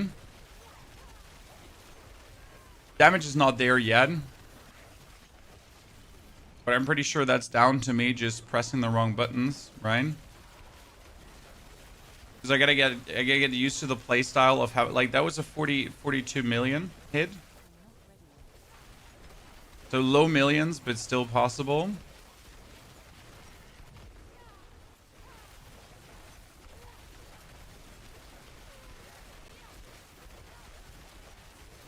I mean, for a preliminary test, I'm fine here. We know it can go higher. So a Frozen Orb has like what, cleared pit 80 plus already, which is insane this season. But it feels good. That's the most important part. So everything is consistently frozen and I'm like consistently safe. So that's good. We're fully buried up, right? Okay, nice. Where can we look to do the frozen orb build? You do a planner. Oh, again, my last frozen orb build was from season 6 or 7, whenever Fractured Winterglass would introduce. So you don't want to go with that planner. I pretty much like pieced together a combination of my lightning build and some other stuff, and it kind of led to this. So this is somewhat functional, but far from super optimized. For that, I'll have to go back in the lab. But it's more like, does Frozen Orb even remotely work, right? Does Frozen Orb feel good? The answer is yes, Frozen Orb feels good. Why are you using Unstable Currents? Attack speed. Unstable Currents is really, really nice for bonus attack speed, as like none of the other ultis does good for you, right? You want to spam Frozen Orb continuously. You don't want to stand around and use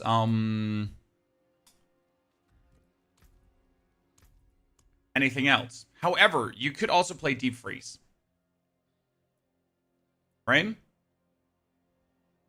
Deep Freeze could be your oh shit button.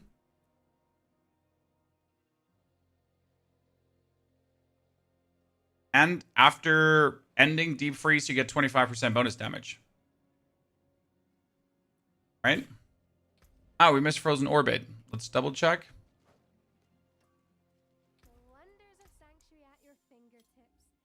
Thank you for reminding an old man. Frozen Orbit was increased damage and explode additional. Yeah.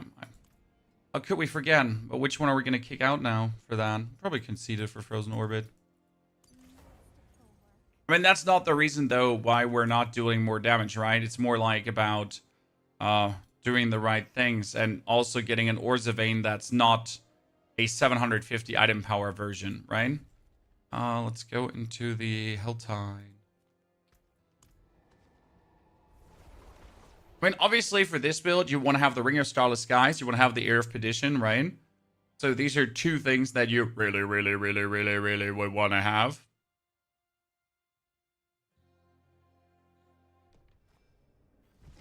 We also would need more crit, because we're currently sitting at 23.4% crit chance. So I feel like that the Gar rune is mandatory again.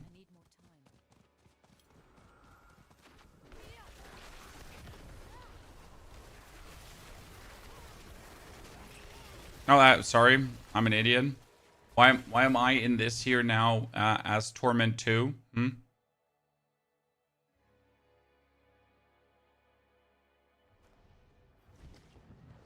Problem will be, if Frozen Orbs is good endgame, right? What are you going to level with? Because obviously Frozen Orb would want to have the Fractured Winterglass to really feel good. And then you need to also have the summons and all that kind of stuff, right?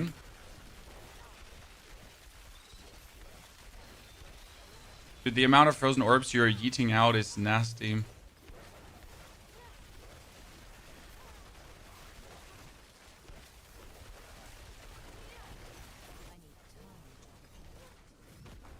Well, see, it feels nice. I don't see the highest damage numbers, but I see a lot of damage numbers right now. And obviously, I need way more crit chance because, again, we're 23% crit chance, guys. Keeping up all the summons will be, though, harsh. So my problem already with the build is, in order to maintain peak performance, right? We would really have to consistently, on top of spamming away your Frozen Orb, you have to maintain your Shredding Blades, you have to maintain your Lightning Spear. So this truly becomes one of these keyboard builds where you're like 1 2 3 4 1 2 3 4 1 2 3 4 1 2 3 4 1 2 3 4 1 2 3 4 1 2 3 4 1 2 3 4. Right?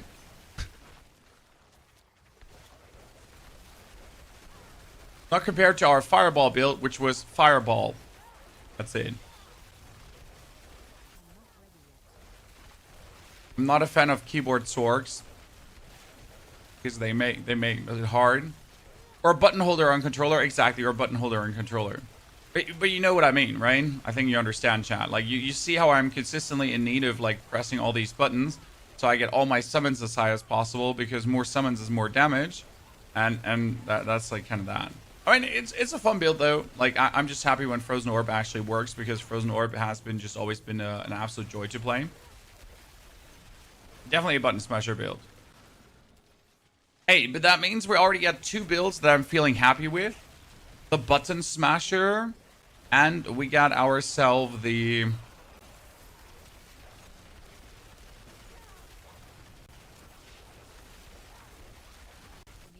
We get ourselves the...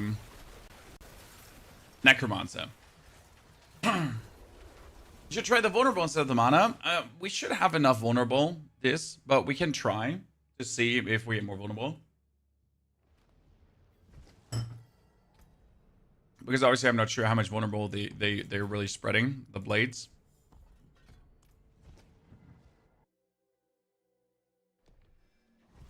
I mean, considering we obviously have the 100% increased vulnerable damage, right?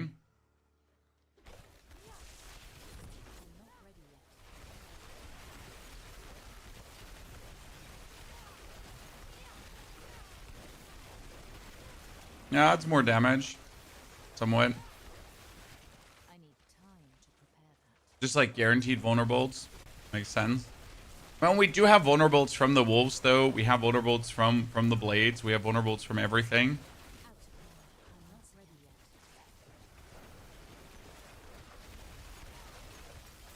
But I need time. if I need to press more than 2 buttons, I feel sad. I don't mind pressing more buttons. The problem is... So for the Necro, for example, I press like my basic skill plus the golem, and then every now and then I will press corpse generals to pull enemies together, right? But this build here, in order to maintain your damage, you pretty much have to consistently press 1, 2, 3, 4 Frozen Orb, 1, 2, 3, 4 Frozen Orb, right? So you're spamming the Frozen Orb while you're still maintaining the other skills uptime the whole time, because that's actually your damage, right? And if you're not maintaining the uptime of all your summons, then you're not doing the main damage.